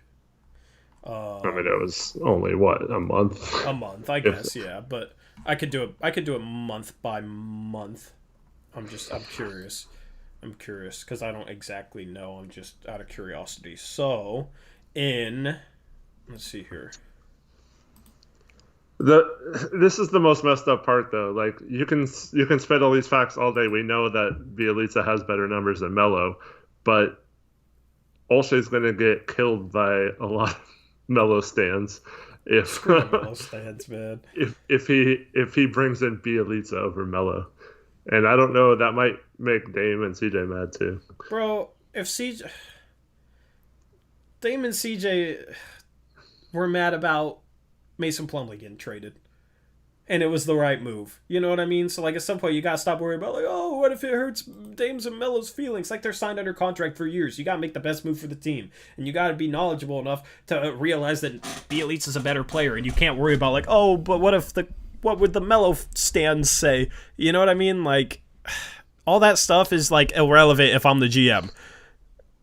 I still think the best case scenario is for Melo to go back to either Brooklyn or New York and finish his career there. Brooklyn And would be then perfect. we get off the hook, you know. Yes, that's what I'm hoping for, man. Like, that's the thing. You can here's the But thing. that still Though. doesn't mean we'll trade for Bielitsa, so we might not do that. But here's the thing, way. though. You can, if you trade for Bielitsa, you can still sign Melo. Because here's the thing: if we trade for Bielitsa like a draft day, and we trade second round pick, future second, use our trade player exception to bring on Bielitsa, he would be a 4, right? With Collins to back up 5. Move Collins to back up 5, you still need another 4, and that could be Melo. And especially if it was like they're set on starting Melo again next year, then like Bielitsa's the backup 4, Collins to backup 5. Don't have to worry about bringing back Whiteside. I'm not going to say anything else because then we're ruining my whole mailbag right now. So we only got 4. We got 33 people in here. Spoil it for 33 people. You'll get like 500, 600 views on it. But I don't know, man. I'm so worried that it's just going to be like Olshey sitting on his hands again. Like he always does, except for last year's offseason. Like, I'm worried that it's going to be like the same feeling we had at trade deadline. Oh, we brought back Melo and Whiteside. Yay. And then we're like not a contender next year because of it. And we don't play a different style of basketball next year because we have Melo and Whiteside. And so like players that might be better at moving the ball and not like an ISO mid-range. Bro, I don't want Melo back. Like the more I think about Melo, the more I don't want him back. The more I think about him isolating in the mid-post and shooting a bunch of mid-range shots at 30%, and the more I think about his defense before the bubble, the more I don't want him back. Because his defense before the bubble was terrible. How do we know he's not going to be that guy? Like, the bubble was a small sample size where, yeah, he played a lot better defense in the bubble for, 13 games, 14 games, than he did during the normal season. During the normal season, he was horrible. That was a bigger sample size. Like, I'm not counting on him being that defender we saw in the bubble. Like, I feel like the bubble kind of made people overrate Melo going into next season. I don't know. Like, he should go to Brooklyn. You can be back in New York City. He loves New York City, right? They need 4s. They need power forwards in Brooklyn. Like, go do that. And you can contend. And you have a chance of winning a championship there. Probably a better chance than you do in Portland. You know? Sadly. Maybe not. I don't know. But, yeah. So, I don't know. I want upgrades over Melo and, Whiteside. Because Whiteside I don't think will be that good coming off the bench. I just want upgrades over him. And it shouldn't be hard to do.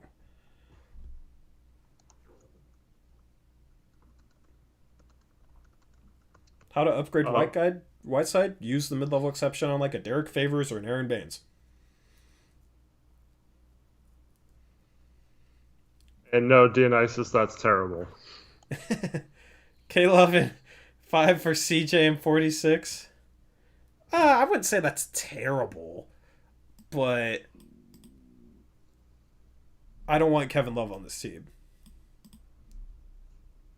It's terrible. It's honestly just as bad for Cleveland as it is for us, too. That doesn't make any sense for Cleveland. Yeah. Unless they, thought they had a chance at LeBron next offseason or something. Dionysus says, no, it's not. I'm tired. But, Kevin Love would be, worse than Kevin Love at power forward is a worse defender than CJ. So. Love, he cannot play power forward in the NBA anymore. He's a center. He's a bit of an undersized center. He doesn't protect the rim very well. I just think he's a horrible fit on this roster. On a contending team, he's the first big off the bench. Yeah. Honestly, I'm tempted to say the same thing about LaMarcus Aldridge at this point. I think he would actually be a good fit on the Warriors. Kevin Love. Like someone a team that already has a good team defensive thing around him, whereas the Blazers have horrible team defense, so you don't want to bring in bigs that are horrible at defense. That just doesn't make any sense. Yeah. Yeah. Or like even the Clippers, like a team that has good perimeter defenders, you know. Yeah, I'm just not a fan of Kevin Love on this team. Yeah. But yeah, so. Well, any other questions? Hit us with your questions. We'll probably get off here in like the next 10 Avara minutes or kept so. asking about a Miami trade. I don't see why Portland would trade Ariza for the 20th pick and whatever contract filler needed. I mean, if we got Olenek or something and the 20th pick, then maybe that would be great. Bro, yeah. But I don't see Miami giving us a first round pick included in that deal. But there's not really a lot of guys at 20 that wouldn't be available at 16. We use 16 and 20 to trade up. Yeah, maybe. I guess that would be all right, but then you're talking about like if we got, because that got us what, to 10 with 15 and 20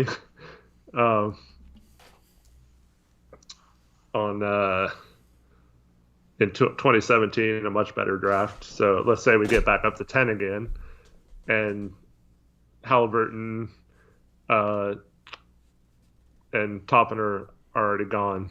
Then what do you do? Like, why are you trading up? You know, I don't know. Yeah. Yeah. But okay, I'd probably do like 46 into Ariza for Olenek and 20. I would probably do that. I like Olenek's game. Yeah, I mean, if we get Olenek, I mean, because I would consider trading Ariza straight up for Olenek. That's one of the few trades that I think makes sense for both teams, kind of. Mm-hmm. But yeah, so if they throw in the 20th pick or we move up from 46 to 20, yeah, I'm all for that. But I wouldn't trade him just for like the 20th pick and they absorb Ariza into cap space or something. I don't think that would be a good. Yeah. Yeah, I mean, maybe that would be like a 3-team trade, like say, oh, okay, just hypothetically, say like Phoenix wanted to trade Oubre and they wanted like assets, but they didn't want Ariza back. They've had him in the past. He was a disaster there. They would want to get something for him, and if like Miami's willing to give up the 20th pick for him and somehow like absorb him into cap space or whatever, then you would use 20 and 16. You could go out and use that on Oubre, and Phoenix wouldn't have to take on any salary. They'd get 2 picks. Thing is, I don't think Miami could do that trade until free agency, so it'd be like, you know, some complicated aspects to it, but maybe something like that. But I don't know. I mean, I would love to add another pick and then like try and trade him up and try and get Toppin, because I feel like there's a chance Toppin will fall to like 8, 9, 10.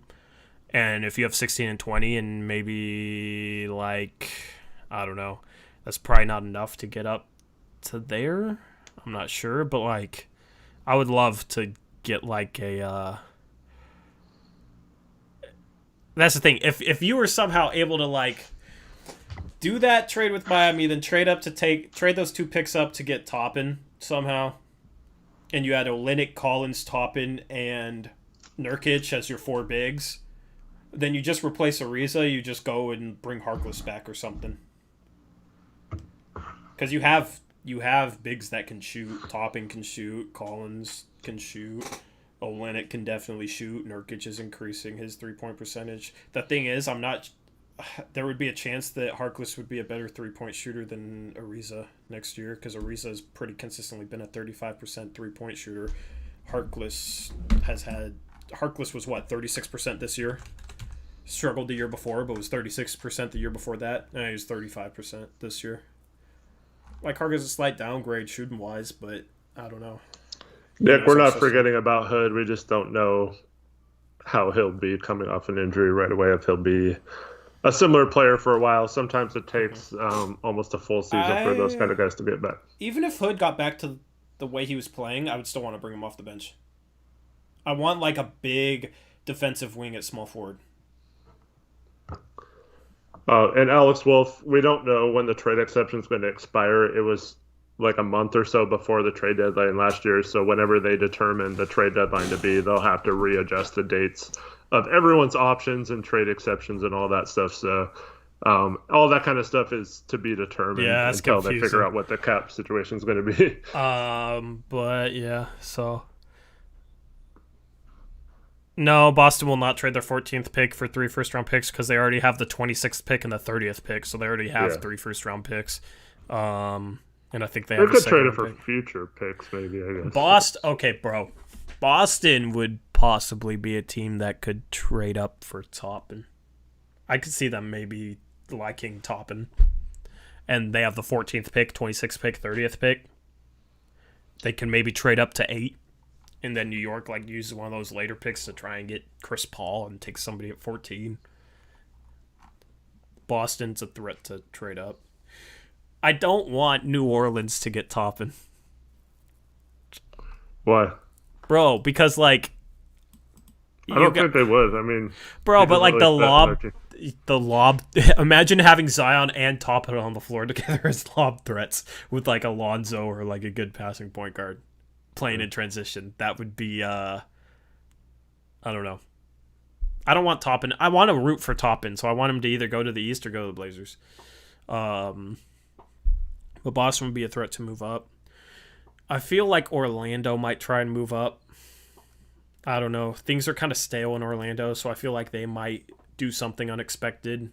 I feel like they might try and trade 15 and Aaron Gordon to move up and I don't know, Detroit at 7, 15 and Aaron Gordon for the 7th pick or something that. If you look at Bleacher Report, Aaron Gordon's got the most trade value in the league. So. Oh, I know. They were talking about Golden State trading the 2nd pick for Aaron Gordon straight up. It's what the Aaron Gordon's hell overrated, but might be able to help Orlando trade up. I could see Minnesota has the 17th pick as well. I could maybe see them trying to get a 2nd pick in the lotto. I feel like you're gonna have at least 2 picks in the lottery be traded down, more likely 3 though. I feel like there will be a lot of movement in this draft in terms of picks. Mm-hmm. I wish we traded that Caleb Swanigan first for a future first in this draft. Well, technically it was for the 2018 draft, and then we helped Cleveland out by moving it forward a year. Which was a good move considering how deep that draft was, but then we spent it on Caleb Swanigan, so yeah. It's a yikes. Well, we tried to trade all the 3 picks for Paul George, but which honestly, in hindsight, if Oladipo and Sabonis didn't work out, the 15th, 20th, and 26th picks in that draft, they could have gotten a John Collins and an OG Anunoby and a Kuzma or whatever. Because they had the 17th pick too. They took TJ Leaf, which I still contend that was a way worse pick than Swanigan. But if they didn't have Oladipo, they could. No, what I'm saying is, so you have 15, 17, 20, and 25 or 26, whatever it was, and so you trade 15 and 20 for 10. You could have gotten Donovan Mitchell at 10, right? Mm-hmm. And then you still would have had 17 and 25. You could have taken John Collins at 17. So so you're talking about Donovan Mitchell and John Collins, or you could have taken OG at 17 and had John Collins and OG. That would have been but they would have still taken TJ Leaf and. No, but check this though. 13 got traded down for 24 and Tyler Lydon, Trey Lyles. Trey Lyles, and 24th was spent on Tyler Lydon. You could have traded maybe traded 20 and just a mediocre player. They probably could have came out with both Bam and Donovan Mitchell. Yeah. That's the thing. Those 4 picks in that draft with how deep it was and how many we knew there was going to be players that developed into all-stars in the teens. Mm-hmm. Donovan Mitchell, I was that guy has all-star potential. I wasn't that high on Bam, but I thought Bam was just going to be an energy big. I didn't think he had playmaking ability he's shown. But Luke Kennard was a decent pick at 12. Luke Kennard had a solid year last season. He's in Detroit, so he's overlooked. But he's been a little injury prone. Yeah, injury prone. But he's shooting ability, and he's developed some passing ability, some playmaking ability off the dribble. So I mean, that's the thing. Malik Monk is a bust at 11. 15, Justin Jackson, bust. 16 was... Who's 16th in that draft? It was Patton, Justin Patton. Oh, yeah, he was just hurt. I thought if he didn't get hurt, he might have been able to be a decent big, but 17 was... Was that Leaf or was Leaf 18? Who was 17? 17 was Leaf. 18 was... I was blanking on 18. 19 was Collins. Was 18 DJ Wilson? No, I thought he was that in the 20s. No, he was picked 18th, but it might have been the draft after NBA draft. Yeah. Alex, I thought Jason Tatum was going to be the best player in that draft in 2017. So did Torrey. And I wanted Donovan Mitchell if we traded up. But I didn't want to trade up. I wanted to stay at 15 and pick whoever fell. Because, I mean, for all we know, Zach could have fallen to 15 and we could have gotten OG at 20. And that would have been a very good combination to have right now. Yeah, let me just say this. Oh, yeah. DJ Wilson was 17. TJ Leaf was 18. So, okay. You're right. I did really want Tatum. I was right on Tatum. I also really wanted DJ Wilson. Okay. Do you remember that? I was really high on DJ Wilson. I don't remember that, but I wanted nothing to do with DJ Wilson. Yeah. I don't know. His shooting ability and his like quickness and athleticism, and I don't know. I was wrong on that. You're gonna hit some, you're gonna miss some. But like, look at this. Like, Jared Allen 22nd, OG Anunoby 23rd. Pasisnes had a decent. Man. Say it right. Who? Anu boy 23rd. Pasisnes had a decent year this year. He was good value at 25, I think. Kuzma, for as much as I hate on him, decent value at 27. Derek White at 29. Josh Hart at 30. The second round wasn't as... Honestly, the second round wasn't good at all. Yeah, for how deep the draft was. Yeah, but like... barely in the league. Yeah, barely in the league. Not really in the league. Barely in the league. Not in the league. Barely in the league. Jonah Bolden needs to get in a different situation. I still like him. Ojale barely in the league. Jordan Bell not even in the league. Juwan Evans not in the league. Dwayne Bacon. Is Dwayne Bacon still in the league? Yeah, he was on Charlotte last year. Barely played though. Oh yeah. Tyler Dorsey not in the league. Thomas Bryant's the best player from the second round, I think, because he's solid. Hartenstein, barely in the league. Dotson barely in the league. Dylan Brooks is solid. So you got two solid players. Monte Morris too. I liked Monte Morris in that draft. I figured like, okay, because coming out, Sterling Brown's still in the league. Yeah, but coming out of college, it was like Monte Morris is like, oh, he doesn't turn over the ball, he makes the right play, he can shoot the ball. It's like, okay, well, why won't he be a decent backup point guard if he doesn't make mistakes? Like, he doesn't have high upside, but it was like, I thought he had a high floor just because he was like a smart player, didn't turn over the ball, made the right pass, had some playmaking ability and shooting ability. Like, so I expected Monte Morris to become what he's become. Didn't Jordan Bell get signed by your Cavs, Alex? I think they signed him during that period where the teams that didn't make the bubble could sign someone. But... Do you think this draft was kind of overrated? Because, like, bust, bit of a bust, always hurt, bust. For 10th pick, Zach Collins, bust. It definitely lost some of its luster. Yeah. But, I mean, when you talk about picks, Tatum, Mitchell, Bam, I mean, those are three star players. John Collins is like a 2010 guy. Yeah, I can't really say. Jared Allen is like starting caliber on a playoff team. OG Anunoby starting caliber on a playoff team. Kuzma isn't starting caliber, but like plays a lot of minutes for a team that won the championship.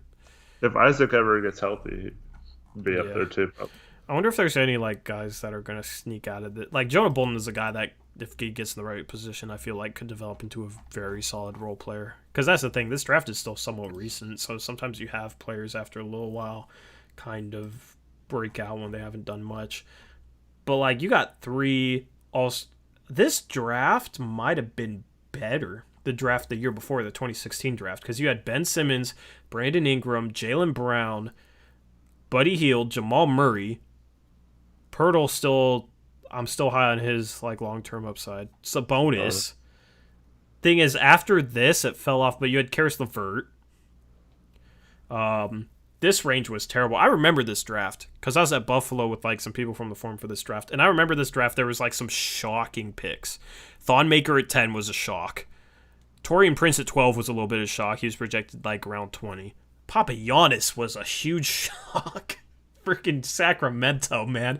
When they drafted Papagiannis, it was like, what in the world? That's like if somebody like picked like Abdoulaye Enjoy in the draft lottery this year. You're like somebody like that. Because he was like projected second round. Yabusele, like, yeah, I remember this draft. All these picks were like, what the hell? Siakam. You had Siakam in this draft too. This draft was better in terms of top end talent, surprisingly, actually. Scal. Good old Scal. DeJounte Murray. Zubac is a solid starter. Malcolm Brogdon. Wow, this draft was actually a lot better than I thought. Jake Layman. See, also, I get kind of vibes for this draft like that. Or I think there's going to be a lot of players that you're like, wow, how did they fall that much? Because yeah, okay, who's the Siakam and Brogdon in this year's class then? Well, obviously Neesmith and Sadiq Bey. But they're not going late 20s. Jamius Ramsey's one of them. Georgios. Kalitzakis, let's go. But, like, let me bring up my big board. I'm curious. Like, Elijah Hughes, I feel like, could be a sleeper. But, like, I don't know, man. That's the thing. Siakam, nobody thought he was going to be anything like what he is. So, like, that's if, like, I don't know. Like, it's like if Robert Woodard became an all-star or something. Tilly. Okay, Tilly, I feel like, could be a guy that becomes really good. I still like my guy Tilly. I don't know. It's hard to nail those guys, though. Mm-hmm. Anyway. We'll do draft. I'll probably have a better answer to that once we get through those draft profiles. Yeah. Yeah, I feel like I haven't done enough research on the later round guys. Mm-hmm. I've been so focused on 16. Yeah, I want to find a couple. Kalitzakis is like my deep sleeper, like probably going to go undrafted sleeper. But like I don't really have any second round sleepers because Ramsey's first round, Kyra Lewis first round. I'm gonna get chills the hell. Maybe like a I don't know. What about like a Cassius Winston? Does he have like the potential to be like a Malcolm Brogdon type? He's smaller, but yeah, he's more of a point guard version. Brogdon's bigger, so I don't know, maybe. I feel like Jordan Nora, however you say his name, might end up being good. Just as a scorer. I mean, that's all he is a scorer, but he's, like, confident as hell. 40% three-point shooter last year. Wasn't really good inside the arc, but, like, I don't know. But, like, was the top scorer on a good team and put up impressive numbers. Average 20 a game. Peyton Pritchard, maybe low-key could... I don't know. All the Ducks fans are like, oh, yeah, he's the next Stockton. But you got some interesting guys. Like Malachi Flynn is intriguing. Skylar Mays, maybe? I've never really watched Skylar Mays, but he averaged 17 points per game, shooting 49% from the field and 39% from three. Like, that's solid numbers for a good team in LSU, too. I don't know his game at all, though. I've never really, like, focused on him, so... But, like, Skylar Mays is, like, the type of guy, like... 20, almost 23. Not anybody who really wows you, but like decent. I think he's decent defensively and can shoot the three and can do a little bit off the dribble. Like, that's kind of Brogdon-esque. How about Jay Scrub? Yeah. Dude, I've seen some like big boards that have him first round now. Yeah. Well, I've seen that for a while. Since before our mock draft. Okay, the Siakam comparison, I have it. Isaiah Stewart. The guy's like, oh, he's just going to be like a hustle guy, not that skilled, not going to do much with the ball. And then becomes like an all-around guy. I don't know. Yeah, but he doesn't move like Siakam at all. Balmero could be something. I don't know. Tyler Bay, maybe. I haven't watched these guys. Bro, Tyler Bay doesn't shoot enough threes, but he shot 42%. He only attempted one a game, though. His shot is broke, though. Is it? Yeah. It's one of those. What's his free throw percentage? I don't think it was very good. It was 74%. It's not terrible. It's better than I thought. His projected... Okay, because I'm looking at Tankathon. His projected NBA three-point percentage is 34%. Which seems pretty reasonable. I don't know, man. I don't know. There's nobody that jumps. Other than... Okay, so this mock draft. These two guys. Second round. Could pop. I know you don't like McDaniels, but I still... Like, he has a chance to be really good. Yeah, I just don't see McDaniels falling to the second round. Yeah, he won't. But like Ramsey is my one like late first who I think could shock everybody. I love Ramsey, man. I love his name. I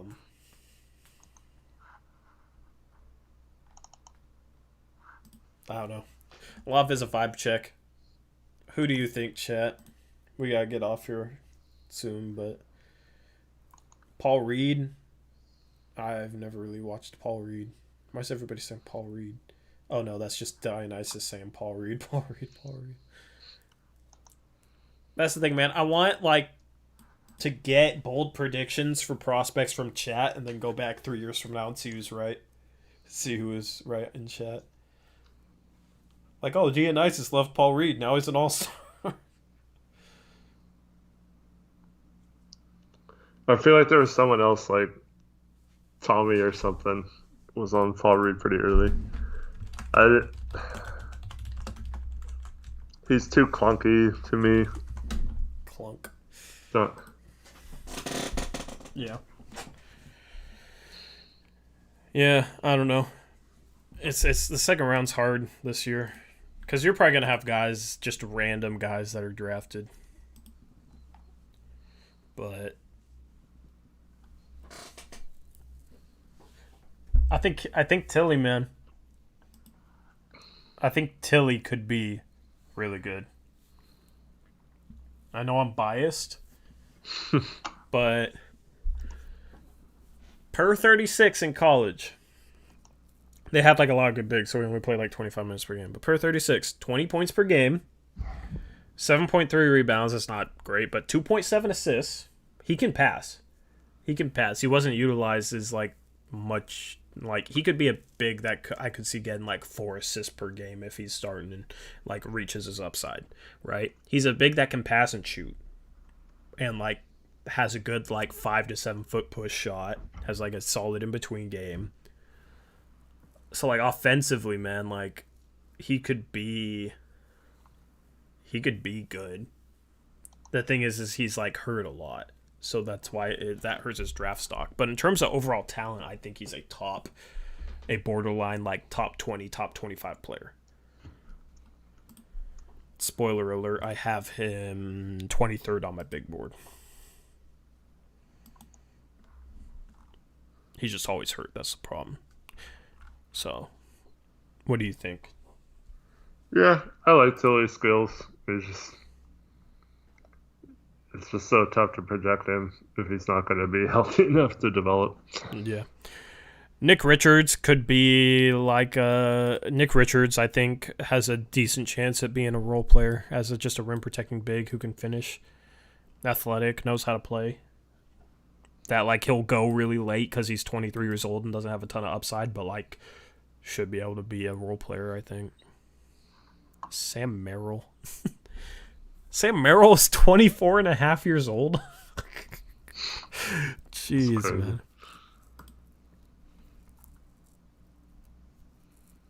But he can shoot, man. Sam Merrill is interesting just because he can shoot, and NBA loves shooting. And he was like tasked with playmaking a lot at Utah State, so just as a secondary playmaker, he could be a guy maybe as just like a 3-point shooter that can do a little bit off the dribble. He ain't gonna be a good defender, but Sam Merrill is definitely intriguing. Anyway, I gotta get off. I gotta go work for a little bit. Gotta go get a burger because Dionysus just made me hungry asking where his burger was. Who would you... Eric's game resembles DeMarcus Cousins. I want to see you handle the ball more. I want to see you healthy and more mobile. Can't wait to ball again. I've been going to the gym, man. It's been... I'm so out of shape. Yeah, me too. But I'm figuring out my shot. Hey, next Rip City 3-on-3, I want to try and win just off me and you shooting threes. We've shown we can bully people. Everybody knows that. I want the big guys that people expect to bully them in the low post. I want them to be hitting threes and winning. That's all I want to win. I'm telling you, next Rip City 3-on-3, anytime I'm open from 3, I'm shooting. I don't care if I'm 0 for 10. I'm shooting. I'm having that mindset. I won't be 0 for 10, but that's the mindset I'm having.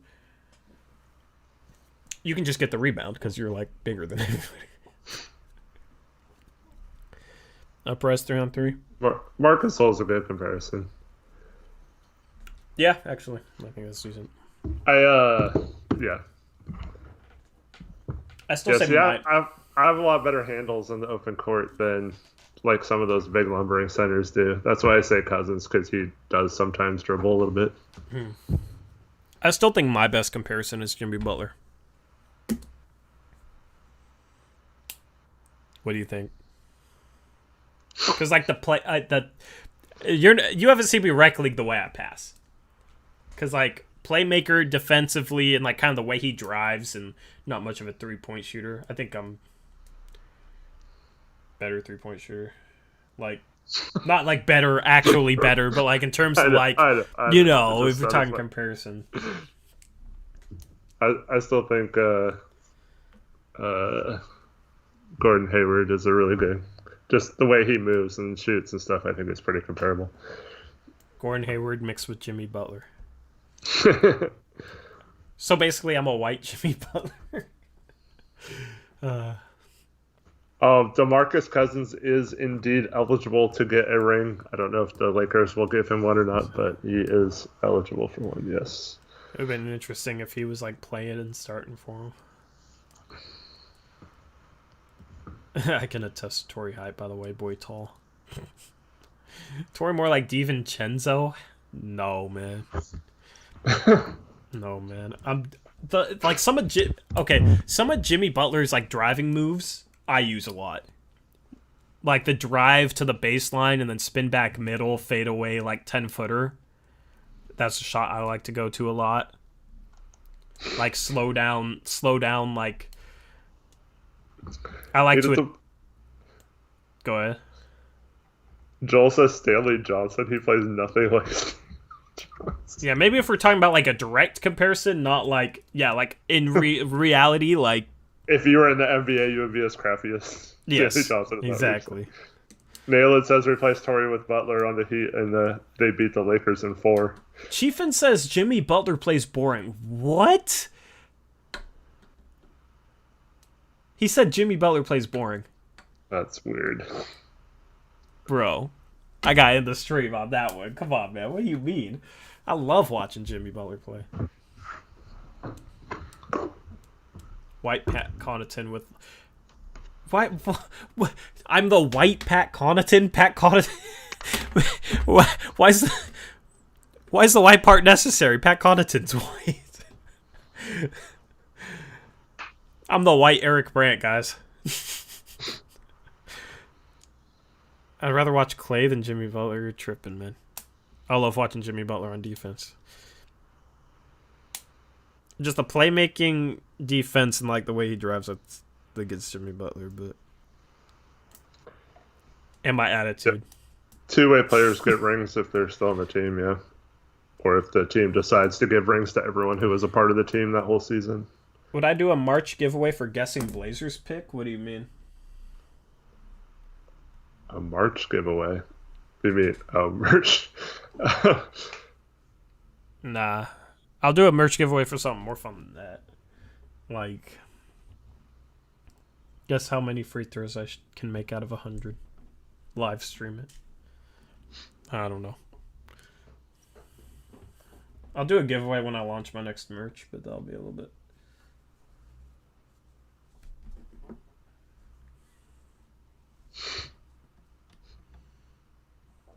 That's really weird, Alex. Yeah, that's not happening, bro.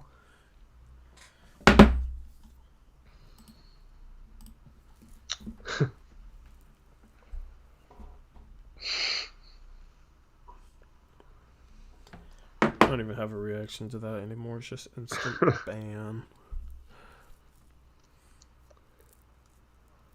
Someone else is lucky they deleted theirs before. Actually, Jimmy Butler mixed with Luka. That's my comparison.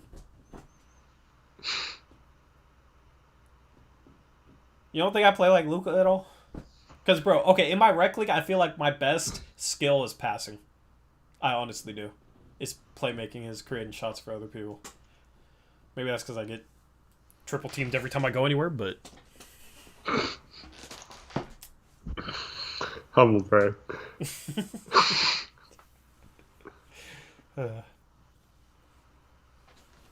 like, I'm streaky from 3 like Luka is. Because Luka, like, everybody's like, damn, like, he can shoot. He only shoots, like, 32% from 3. So with, like, the playmaking and, like, using, like, my size inside in the streaky 3. Something like that. Eric is, like... Eric reminds me a bit of Chris Kaman. I look like Chris Kaman, I don't.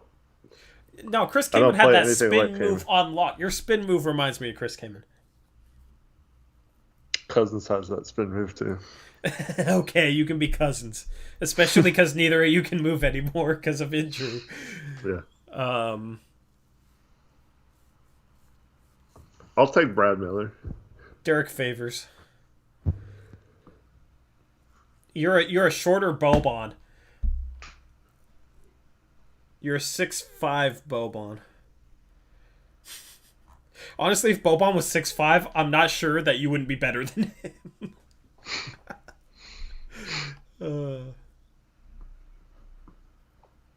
I have a little bit of Nurkic, too. Yeah. I don't know. I want to see you play perimeter more, man. You just bully people. It's like, there goes Eric bullying people again. There goes Eric dominating. Spin move. I don't understand how bullying, like, being physical is a bad thing. No, it's not. It's not. I'm just saying we all know you can, like... We have to win finessing. I'm just saying I know you can just back down 6-footers and just bully them. You know what I mean? I know that. And the thing is, if we're trying to win, I want you doing that, which we are trying to win. But also, I know, at least the way you talk about it, you know what I mean? I know you got some untapped perimeter skill that I want to see more of. All right. So... when we play, man, I want to see you break out the ball handling package. I want you to break out your dribble moves. All right? I want you to break some ankles. I've broken your ankles. Have you? You always think you can steal all my crossover in you. Well, yeah. I mean, the thing is, I'll try it once and it won't work, and then I won't try it again. And I'll just play solid. Hazonia is a terrible comp. Hell no. Chiefin, you're gonna get banned. Curry's frame and Shaq's outside scoring ability. Zach Randolph is a good comparison, I feel like, too. Yeah. The thing is, I don't shoot a lot of mid-range. Yeah, but like his interior game. Yeah. But yeah, Why don't we shoot more mid-range? I don't know. That's what I'm saying. I want to see the full package. I just don't have to. It was like weird. Exactly. That's what I'm saying, though. I want to see the full package, not just you dominating midgets inside because you can, you know? I want to see the step back threes. I want to see the behind the back passes. Well, see, that kind of stuff is tough to do in half court and 3-on-3 outside. But like, I'll pull up from way beyond the line on a fast break in a full court game. Nah, you do the hezzy, get me on my toes, start driving, get me going back, step back, boom. If you did that to me, I would say you're a better passer than me. If I scored offensively against you, yes, I'd probably just be like, just as respect for that scoring move, I would give you the better passing label. Or what was it again? What? What was the move again? Okay, you hezzy at the 3-point line, get me on my toes, then you start driving left, get me turning my hips, running back, and then you hit that step back. Okay. Yeah. I got that. Because I'm going to do that to you next time we play, so I want to see you pull it out too. I like, yeah. I've been working on my hezzy. I like turning left on shots, like mid-range shots. Turning left? Like going to your right hand? Going, like shooting, like turning this way and like fading that way. Yeah, I feel like most righties do. Because I like turning that way. So I like driving like right towards the baseline, getting to the baseline, then spinning back middle and fading that way. Good night, Eric Olson. Yeah, I got to run. Yeah, Dionysus, we know what that means. This stream been popping. Hey, come join us on Thursday. I got to run right now. Wasn't planning on streaming this late, but I got to go work a little bit. So, Jordan Poole. Oh, my God. Yeah, if you start calling me Jordan Poole, I'm just going to hit end stream without an outro. Yeah,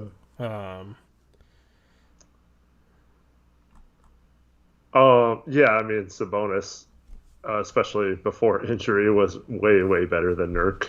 Yeah, yeah, insane. Even I know that. I never. But yeah, Sabonis was amazing to watch. He came over here. He was already old and couldn't move, but he still found ways to dominate games. It was incredible. I loved the way he passed out of the post. And it was a lot rarer to have bigs that shot threes back then, too. He was just a cool player. But it also made me wonder what would have happened if he came over in his prime when we drafted him in the mid-'80s. Blazers are the biggest what-if franchise in NBA history. Yeah. What if they drafted Michael Jordan? What if they drafted Kevin Durant? What if Brandon Roy never got hurt? What if Greg Oden never got hurt? What if Sabonis came over earlier? Like, what if Bill Walton never got hurt? What if they didn't blow a 16-point lead in the fourth quarter against the Lakers? Yeah, biggest what if franchise in NBA history. Hey, at least we got. Yeah, you know At least we're the best at something. We're the best at being a what if franchise. And I'm the best at getting hit by cars and staying on my feet. What if Stotts actually coached? Yeah. You know, the season after our championship, we were 50-10 when. That's what I'm Walton saying. Went down. Yeah. Walton got hurt. We were freaking 50-10. It's sad. It's depressing. The NBA team I'm a fan of is the biggest what if franchise in NBA history. The MLB team I'm a fan of is the worst franchise in MLB history. The NFL team I'm a fan of had 5 championships before I was born, and now have lost 2 and suck this year. Yeah, so like the only I'm a Gonzaga fan. That's the best mid-major in college basketball history, so that's actually a good one. And we're winning the chip this year. Ben Darling, where'd you go? I'm so excited for college basketball. And college basketball is going to be happening without the NBA, so I feel like more people might watch it this year. So 2007 doesn't really haunt me as much as some of the other ones because I feel like Oden was the right pick at the time, and can't do anything about injuries. But if that draft happened in 2020, I think KD would have been the first overall pick just because of the way the NBA is now. Probably, yeah. But although Oden was one of those players that was going to shift that back the other way, whether it was modern NBA or not. Yeah. But yeah. It would have been interesting to see Oden's career if he never got hurt. Scalabrini says he likes Sam Bowie. Well, even Bowie was playing really well until he got hurt too, so that's the other frustrating part is he was actually a good player. And we ended up getting Buck Williams because of him. That's what we traded him for. So yeah.